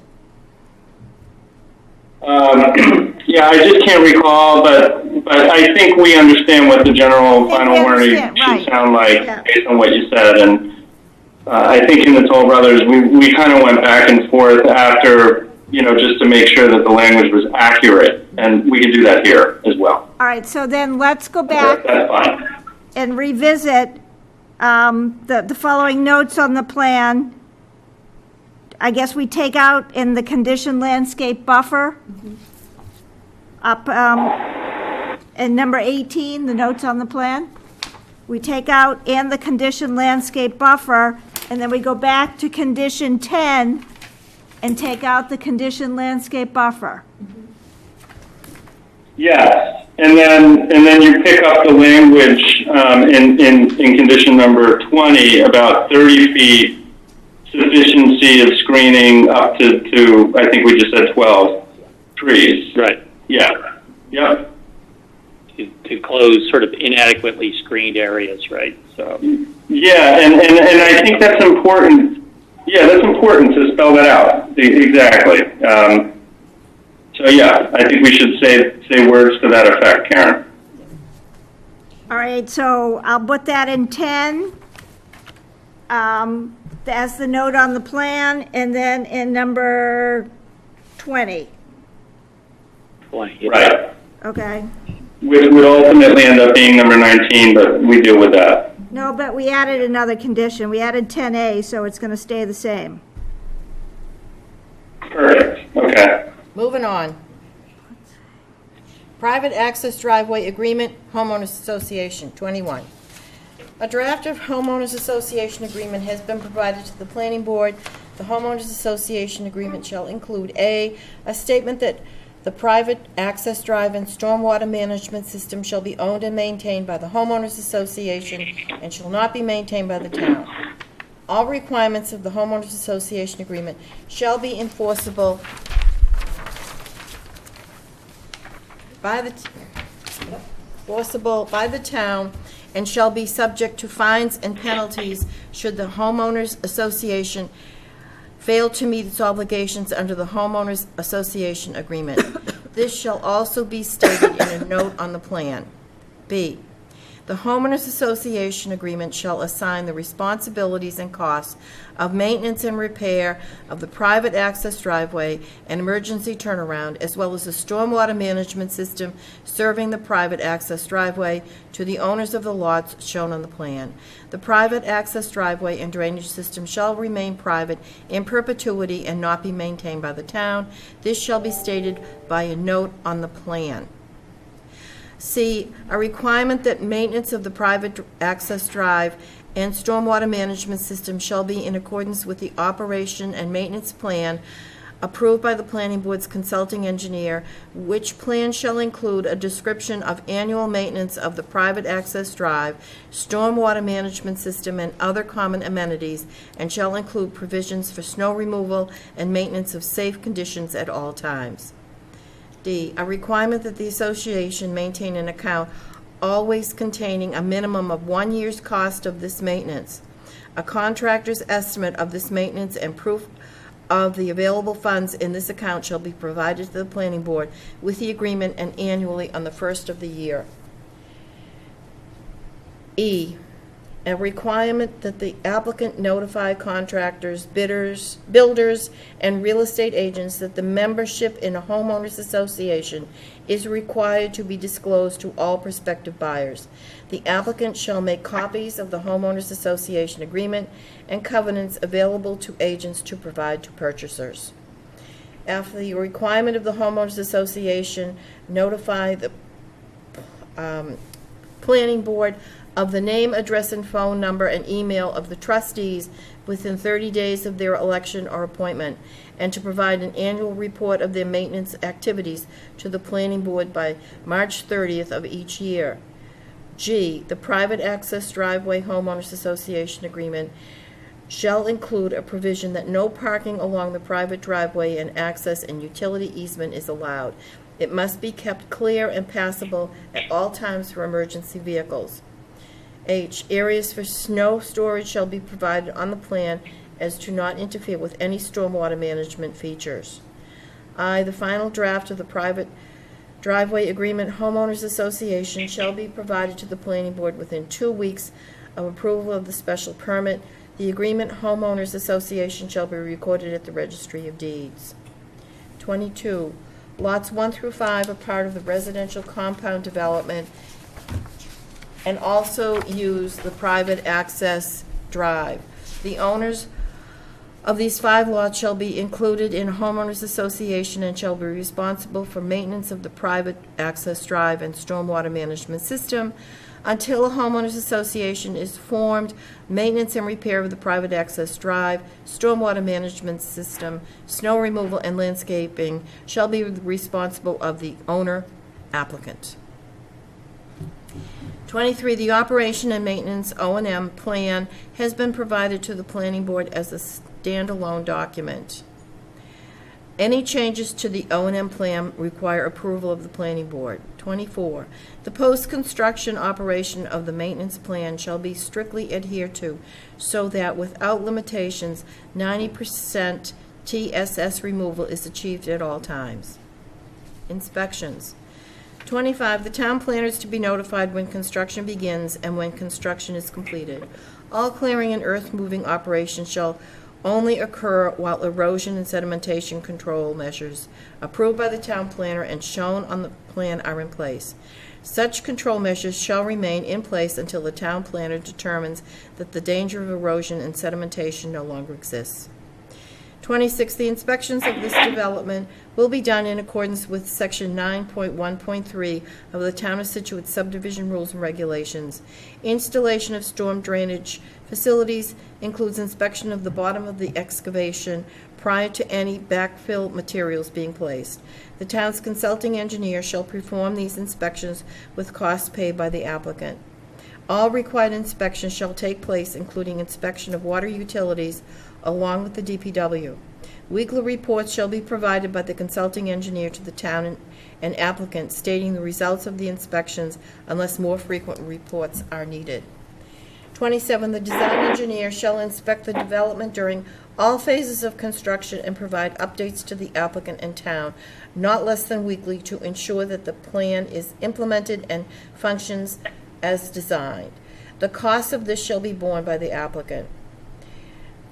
28, the project shall be phased according to the applicant's phasing schedule. Phase 1 is construction of the driveway, utilities, and drainage basement. Phase 2 is the lot development of 5 buildings, landscaping, and top coat of the driveway. The 2 phases are separate and distinct phases. The applicant must appear before the planning board at a public meeting prior to be given permission to proceed with the second phase. Before any grubbing begins, a minimum of 1 test pit at each proposed infiltration system, witnessed by the town's designee, shall be conducted to confirm the required 3-foot separation exists between the bottom of the infiltration basins and any drainage device and the maximum groundwater elevation as required for drainage device in the Water Resource Protection District. The infiltration rates of the parent subsoil must be confirmed. The applicant shall provide to the planning board an interim as-built plan prepared and stamped by a licensed professional engineer as soon as the infiltration systems are installed to further confirm that the 3-foot separation between the bottom of the basin and the maximum groundwater elevation exists as required in the Water Resource Protection District. For open systems, the grading shall be completed to topsoil, but prior to planting in event that modifications are required. The interim as-built plan shall be reviewed and approved by the planning board or its agent. No further site work or construction shall take place until the required 3-foot minimum separation has been confirmed by review of the as-built plan and a site inspection. No building permit shall be issued until this has been verified by the planning board or its designee. Construction of the private access driveway, drainage system, and all utilities shall be supervised by a registered professional engineer approved by the planning board, suggested to be the design engineer, who shall certify in writing to the planning board during construction and at completion that the driveways, grading, drainage structures, utilities, and dwellings were constructed in accordance with the approved plans. This certification shall be accompanied by as-built plans signed and stamped by a registered professional land surveyor and the supervising professional engineer. The cost of this supervision and certification shall be borne by the applicant. No certification of occupancy shall be issued until the planning board is satisfied that access, construction of the driveways, grading, installation of drainage structures, and stormwater water management features, installation of utilities, and site stabilization are in full compliance with the approved plans. Special permit and 3-foot separation to the maximum groundwater exists, and the infiltration rate is as designed. The stormwater system must be functioning in accordance with the design requirements, and the as-built certification must include a statement that any variation in grade is immaterial and does not materially alter the performance of the stormwater system. The infiltration systems shall be monitored during all phases of construction. Reports, including inspection of monitoring wells and observation ports, together with site photographs of the observed conditions submitted monthly. Inspections shall be scheduled to confirm that infiltration systems have completely drained within 72 hours of rain events, and and include an inspection after snow melt and/or spring thaw conditions. No further site work or construction, including going into an additional phase, shall take place until the required 3-foot minimum separation has been confirmed by the inspection reports.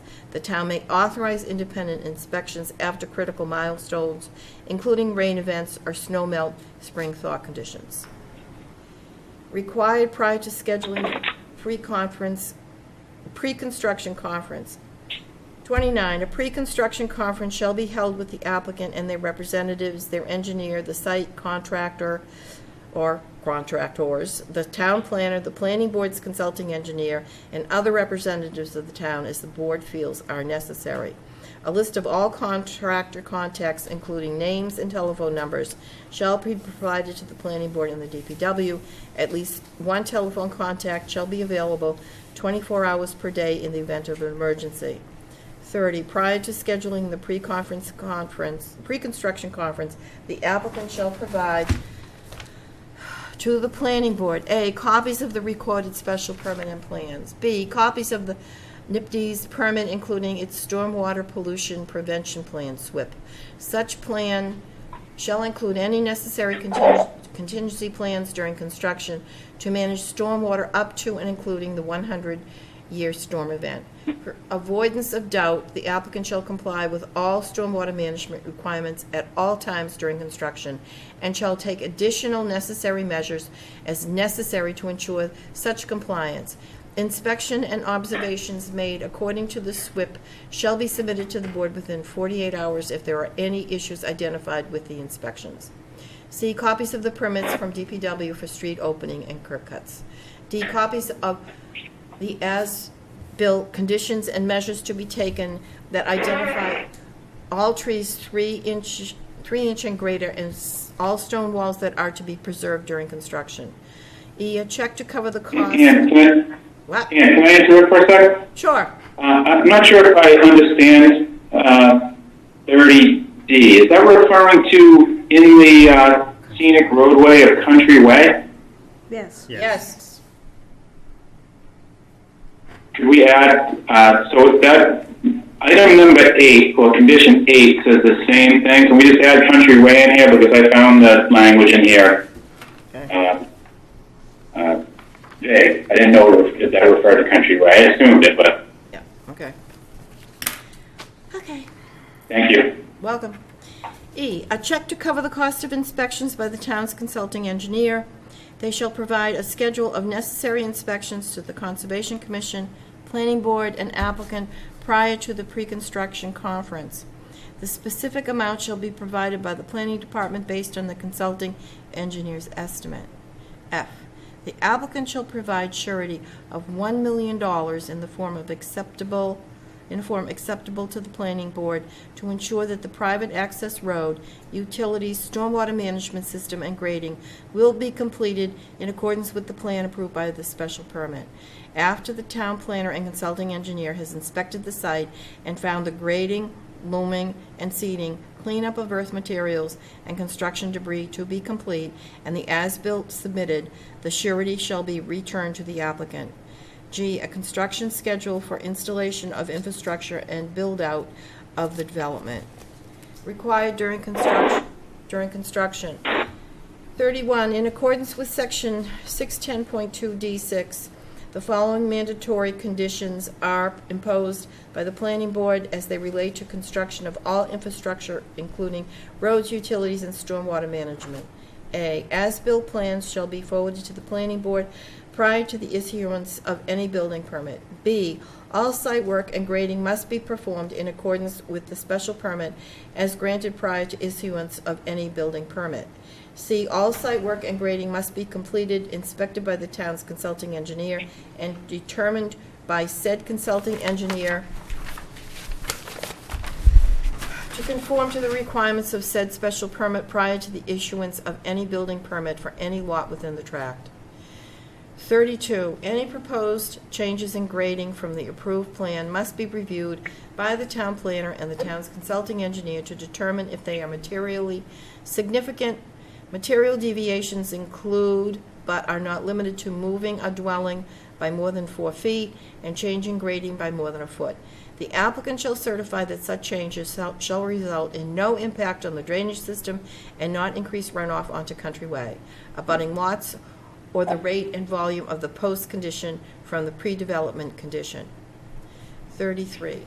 And can I stop you? Yes.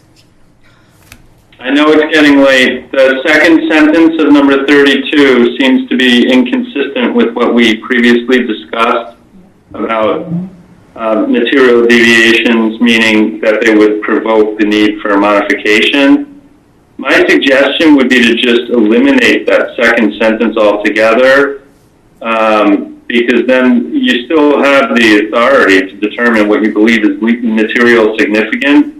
But to talk about moving dwellings more than 4 feet, for instance, like that's something that we discussed might happen or not happen or whatever. So I'm just wondering if it just makes sense to eliminate that sentence. I think somewhere else we added the condition that you'd have to come back to the planning board with those proposed changes, right? And we would have to make a determination as to whether they're insignificant or require a change to the special permit. Right. So we did that. Yeah, I think that's what I'm talking about. Yes. Yep, we got it. I think we keep the sentence. All right. 33. A stabilized construction entrance as shown on the SWIP must be installed prior to any earth disturbing activities on site, including but not limited to clearing and grubbing. Construction access must be clearly identified on the site with signage on Country Way approved by the town planner. 34, the hours of construction shall be limited to 7 a.m. to 7 p.m. weekdays and 8 a.m. to 7 p.m. or sunset, whichever is earlier on Saturdays. No construction is permitted on Sundays or legal, federal, or state holidays. A name and phone number of a 24-hour contact must be provided to the town planner, building department, police department, and DPW to be used in the event of an emergency. 35, construction activity shall be conducted in a workmanlike manner. Noise mitigation and proper dust control shall be used, with cleanup of all areas of the site as needed. All equipment that emanates sounds shall be kept in proper working order through regular maintenance by the applicant. Blowing dust or debris shall be controlled by the applicant through stabilization, wetting down, or other proper storage and disposal methods. 36, all earth moving and disturbance operations shall only occur while erosion and sedimentation control measures as shown on the SWIP and approved by the town planner are in place. Such control measures shall remain in place until the board's consulting engineer determines after consultation with the town planner that the danger of erosion or sedimentation no longer exists. Erosion controls are to be maintained throughout the project. Limits of clearing to be staked in the field under the direction of a surveyor, and inspection prior to start of any tree clearing and maintained throughout construction. Notification must be 5 days prior to the start of construction. Any disturbance or dumping beyond the limit of work shall be fully restored in accordance with a restoration plan submitted to and approved by the planning board, and a fine of $5,000 as well. 37. The construction period phase 1 plan, sheet 17, shall add a note regarding soil stabilization requirements between November 10th and April 15th in order to comply with the SWIP stabilization practices. 38, no parking, idling, or unloading on Country Way, adjacent public roads, or private access drive shall be permitted during construction. 39, police details may be required for construction access to the site. Any police detail required is at the expense of the applicant. 40, construction activities on the site shall conform to Town of Scituate general bylaws. 41, no use of hydrants on site or adjacent roads is allowed for construction use. A hydrant is available at the water treatment plant for construction use. 42, inspections of the observations made according to the Stormwater Prevention Plan SWIP shall be submitted to the board within 48 hours after the inspections. The board reserves the right to require the consulting engineer to visit the site weekly during times when required construction inspections are further than 1 week apart. 43, spill control provisions shall be provided on site. 44, any mosquito control required shall be organic in nature. 45, the use of pesticides and fertilizers is prohibited. All utilities shall be placed underground. 47, no new underground irrigation systems shall be allowed to connect to the town's water distribution system or in any manner use municipal water. In accordance with this policy, all irrigation systems installed in Scituate must be supplied by on-site sources at the expense of the property owner. 48, all construction shall comply with all applicable requirements of the Water Resource Protection District, Section 520 of the zoning bylaw. No finished slope shall exceed 4 to 1. 49, stockpiles shall be located as shown on the plans and must be protected with erosion controls included but not limited to silk socks and temporary seating. Required prior to issuance of occupancy permits. 50, proof of recording of the Homeowners Association Agreement, Private Access Road Agreement, at the Registry of Deeds or Land Court must be provided to the Planning Board prior to the Building Department's issuance of an occupancy permit. 51, signage identifying house numbers served by private access driveway and for each house shall be provided to the town planner for approval, who will coordinate with DPW and the fire department for emergency purposes. Signage must meet 911 requirements. Signage must be in place prior to issuance of an occupancy permit. 52, no certificate of occupancy shall be issued until both the town planner and building commissioner are satisfied that access, construction of private access road, and installation of the necessary utilities are in full compliance with the approved plans and the special permit.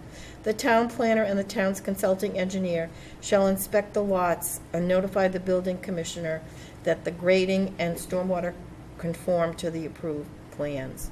Administration. This special permit shall be void if it is not recorded at the Registry of Deeds within 90 days of the date of the filing with the town clerk or following the resolution of any appeals. The owner shall provide proof of this recording to the planning board. 54, this special permit shall lapse within 2 years from the date of its issuance, which shall not include such time required to pursue or await the determination of an appeal under Mass General Laws, Chapter 40A, Section 9, from the grant thereof, unless substantial use or construction has commenced prior to that time in accordance with Mass General Laws, Chapter 40A, Section 9. The planning board may extend such period for good cause shown upon receiving a written request from the applicant.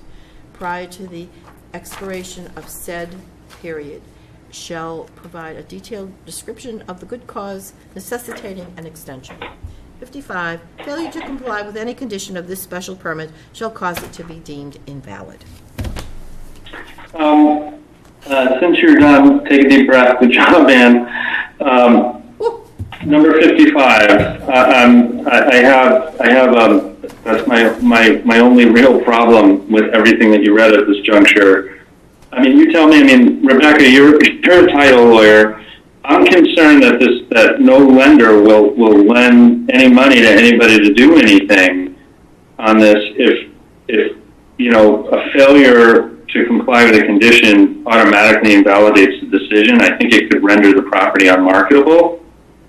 I was thinking that I understand where you're going, and notwithstanding the fact that you have a $5,000 fine built in earlier, my thought would be to consider potentially either, if you're not going to strike it, add the word willful failure to comply, and then add some kind of component that requires you to notify us, conduct a hearing, and have a finding that it's been willful. Because like I can envision a situation, and I know you guys have had other situations that have been the reverse, but I can envision a situation where somebody might, you know, inadvertently do something that really is minimal, but ends up with a draconian result of invalidating the decision. That's my concern. I've never seen this condition before. I've been, I've been before you guys many times. This is a new one for me.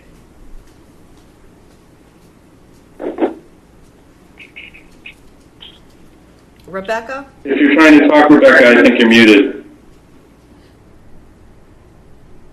Rebecca? She's coming. I'm coming, sorry. No worries. So is this not normally in our special permits? I don't recall it. I don't Karen? recall it either, but I don't remember seeing something as draconian as this. no. I think there's a section in the zoning bylaws that deal with special permit, right? Forget where it is. It's at the sort of the very back somewhere. Maybe she just wants to grab something.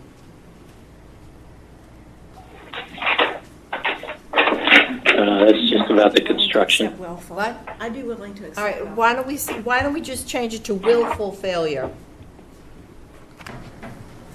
That's fine if you could also add after a hearing and a finding by the board. So, in other words, willful failure, and then at the end, after the word shall be deemed invalid, say, after notice to the owner, hearing, and a finding by the planning board. All right. I mean, I would prefer, obviously, if it's gone. I think it's fundamentally unfair. You guys, as a special permit granting authority, have the authority to do an awful lot of things here, and I don't know, it makes me really nervous, guys. Karen? We didn't put this on Chief Justice. So willful failure to comply with any condition of the remember. special We- permit it's shall not on total. cause it to be It's not deemed on invalid It's been on other following special notice to permits, the but owner, a hearing, and a decision of such by the planning board? Yeah, that would be the alternative language if you guys weren't open to the concept of just omitting it altogether. You guys decide. If you want to take it out, take it out. I mean, but we have some people who don't like to comply with their special permits. We do know that, yes. Yes, we do. We do. I'm fine with leaving it in with some conditions. I think notification, opportunity to cure, and, a final decision by the board should be sufficient. Yeah. Yeah. Okay. Thank you for your consideration. Okay. And I know you guys, well, I'm going to shut up. Thanks. All right, it's getting late. I'll have a second for discussion. Second? Second. All right, further discussion on this. I just want to kind of poll everyone. I think I feel okay with the addition of what we're calling 10A, but I just want to make sure that everyone feels that we're doing enough to potentially prevent the wholesale clear cutting of all of these residential lots. Do people feel that we're safeguarding And I was enough? going to suggest we add the sort of the provision wherever we talked about the implementation of phase one, that prior to phase one beginning, there be, kind of this complete survey and identification of any trees to be saved, right? Yeah. Okay. I'm trying to find out where I actually made that note. Where's phase one? I think 28 talks about the project shall be phased, Yeah. Yep. right? And maybe somewhere in there we should say prior to the commencement of phase one. And then I'll leave it to you, Ben, to figure out what the right language is for identifying and marking, existing trees for preservation or whatever.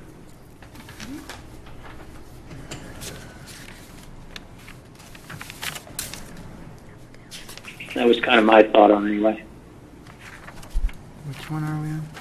We're on 28. Yeah. Are we talking about after phase one? No, before phase one begins. Prior. No, before phase one begins. Before you start clearing everything, go in and do an evaluation. Right? Is this after the road? And you're going to identify the trees that can be preserved so that they don't get wiped out in phase one, and that they get identified as being preserved for phase two. We're going to stake the limits of phase one and construct the road. So phase one is the road and the drainage basin. I don't know that there are any trees to be saved in that phase. Walk around. I just located. You got a chance to survey that. All right, one at a time. I just don't want that phase one to ultimately be where every tree gets wiped out, and then we get to phase two to do the survey, and there's no trees to survey. Absolutely. Right, so phase one, I thought we had a condition in here that we would stake the limits of phase one, the tree clearing, and then no trees outside of that were to be touched. And then we were going to reevaluate at phase two. Because phase two is the lots where we have the opportunity to save some mature trees. Yes, So we're clearly going to do two sets of tree clearing and clearly mark out the limit of clearing on phase one. Where's the condition on marking phase one?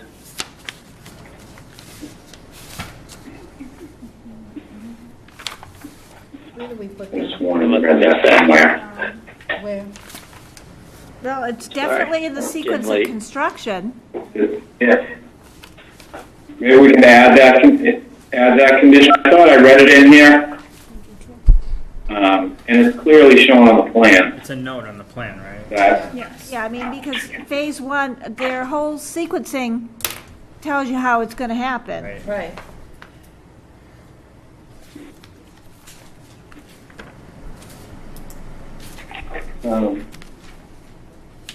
Probably number 28, maybe?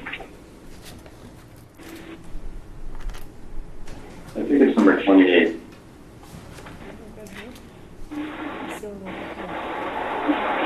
Okay, yeah, I guess it does say it on phase one. It says stake limits of work and tree clearing. So it doesn't say work. It says and tree clearing. So what number is that, Steve? I'm looking at the drawing.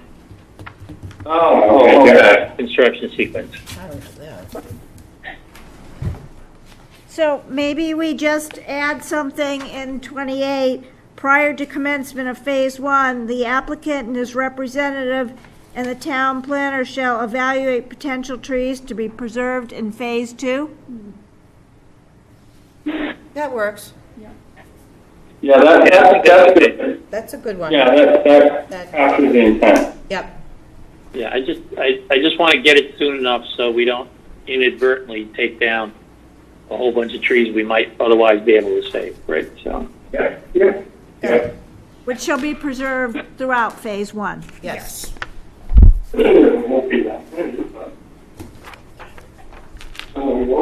Okay, anything else, people? Let me see.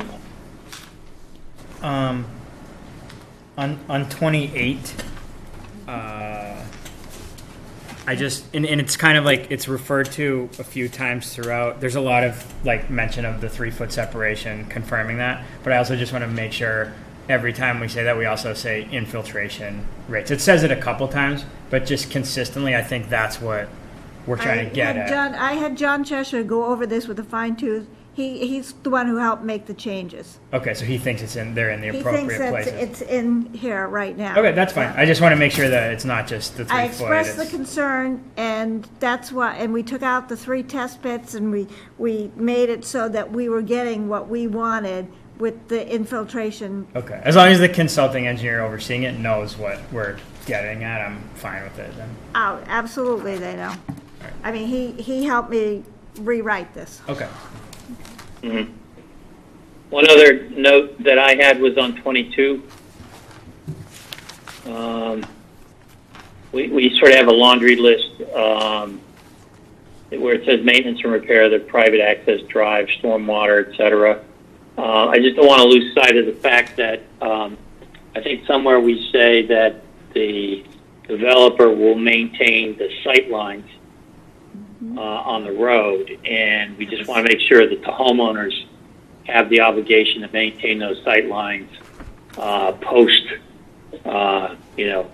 construction. I'm not sure where to cover that.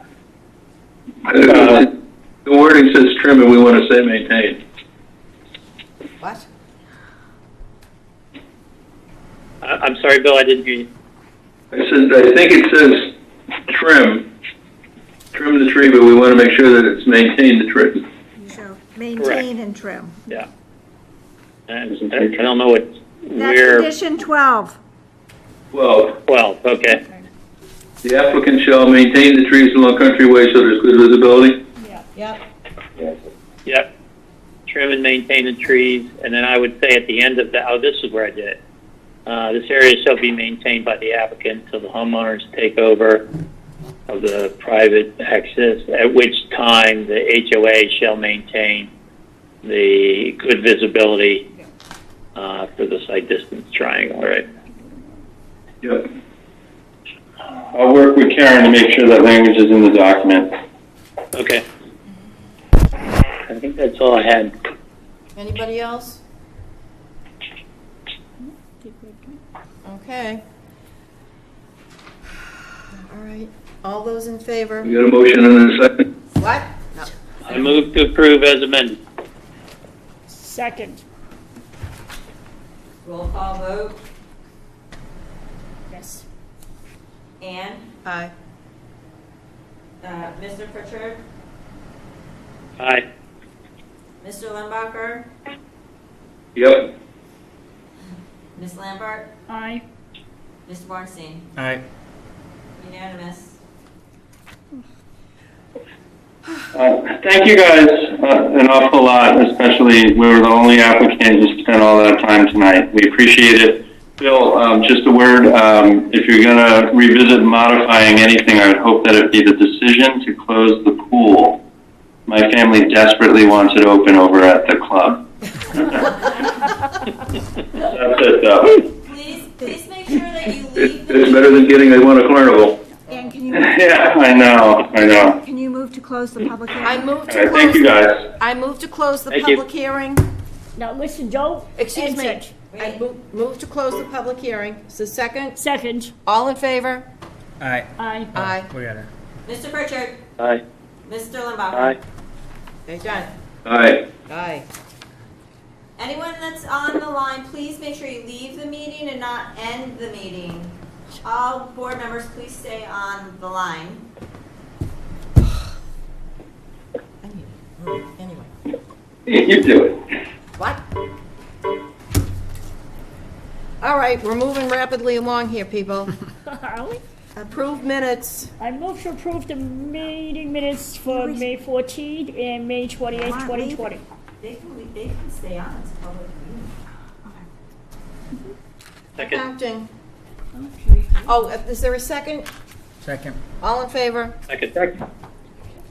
All right, I move to approve Aye. the requisition of $450 to Merrill Corporation for stormwater peer review of 61 Border Street, for $1,050 to Merrill Corporation for peer review of the Curtis Estate 90 and Vinyl, for $777.60 to Harriman Associates for consulting service for the master plan, for $1,275 to Merrill Corporation for peer review services for 443-461 Chief Justice Cushing Highway, Common Driveway and Stormwater, for $3,317.54 to Horseway Witten Group for peer review services for Seaside and Scituate, for $600 to Merrill Corporation for peer review services for 92 Neilgate Street, and for $450 to Merrill Corporation for stormwater review at 273 First Parish Road. Is there a second? Second. Second. Second. All in favor? Ms. Aye. Buntine? Aye. Aye. Mr. Limbacher? Aye. Ms. Lambert? Aye. Ms. Bornstein? Aye. Thank you. Okay, future schedule. How does the board feel about entertaining new public hearings for projects we have received.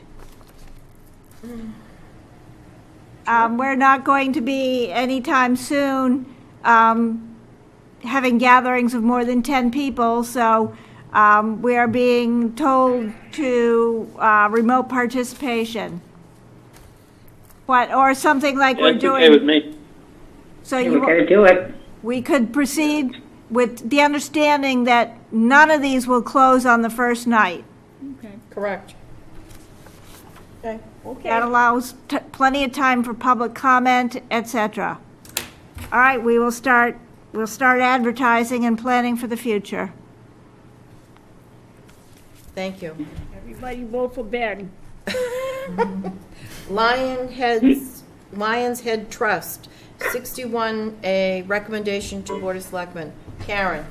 All right, so we I sent you all documentation for, an applicant wants to take a piece of 61A land out of it. It's just a small, really sliver of land. They want to combine it with a neighbor, with an encroachment onto a property. I think it makes sense, and I would recommend to move to the Board of Selectmen that the town decline to exercise its right to purchase the land as described in the Lions Head Trust documents. Could we get them to buy that little sliver of land in the back of the parking lot? You're a little late. I'm okay with it. Yep. Who do we send a letter to buy it? I would just send an email to the Board of Selectmen tomorrow. Do you need a vote? We should have a vote, yes. All right. Move to recommend to the Board of Selectmen that the town decline to exercise its right to purchase the land as described in the Lions Head Trust documents. All right. The motion as moved, is there a second? Second. All in favor? Ms. Burbine? Aye. Mr. Pritchard? Aye. Mr. Limbacher?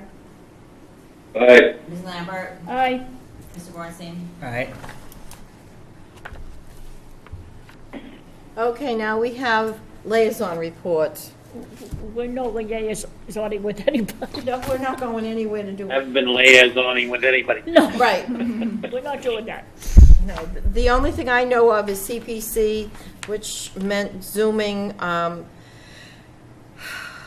Monday night, and it had to do with the Mordecai Lincoln property, which is going ahead, and also to tell you that we're still trying to deal with and close on the Maxwell Trust out in the West End, and that hasn't happened yet. Some screw up somewhere. And it will. Uh-huh, and so that's all I know. Planning Department. Curtis, you probably saw the email today. They've agreed to do testing next week. Hopefully, About time. hopefully, it'll all be coordinated and our guy will be there and everything will go smoothly. Great. It was, Toll Brothers was fined, 3 fines today for blowing dust. And everything, we remain very busy and we've got some. Karen, what do you hear about the Drew Company project? They are hoping to start sometime this summer. They've been taking a little bit longer to finalize their plans, but they're hoping sometime this summer. They hope to get architectural stuff in very soon. Okay, cool. That's pretty much it. We're busy and we're doing the best we can. That's all we can do. They've done a marvelous job putting this all together. Thanks for organizing it. Thank you for everybody for their contributions because we all work as a group to get the best outcome for the town. You all do such a great job, and Bill, We'll have a soiree once we can no longer social distance, okay? I don't know what a soiree is. Well, we'll show you. But I got a feeling it's going to cost me 14 days. In Bill's garage for 14 days. Here we go. 14 days, yes. Soiree okay. for 14 days. Okay. All right. Well, Bill, it's been a real pleasure, and I'm really sorry to see you leaving the board. But don't be a stranger either, right? I got to get to my new job. You have to get where? Get my new job. What's your new You got a job? new one? I haven't figured it out yet. Oh. I thought maybe it had something to do with the pool. No. I ran that for a while. What haven't you run with the PAOC? Are you? No, but I got a motion. Motion to adjourn. Oh. Okay. Okay. Is there a second? Second. I'll second that. You don't need a roll call. What do you say? You don't need a roll call. All All in in favor? favor? Aye. Hey. Good night, Good night, Bill. everybody. Right on.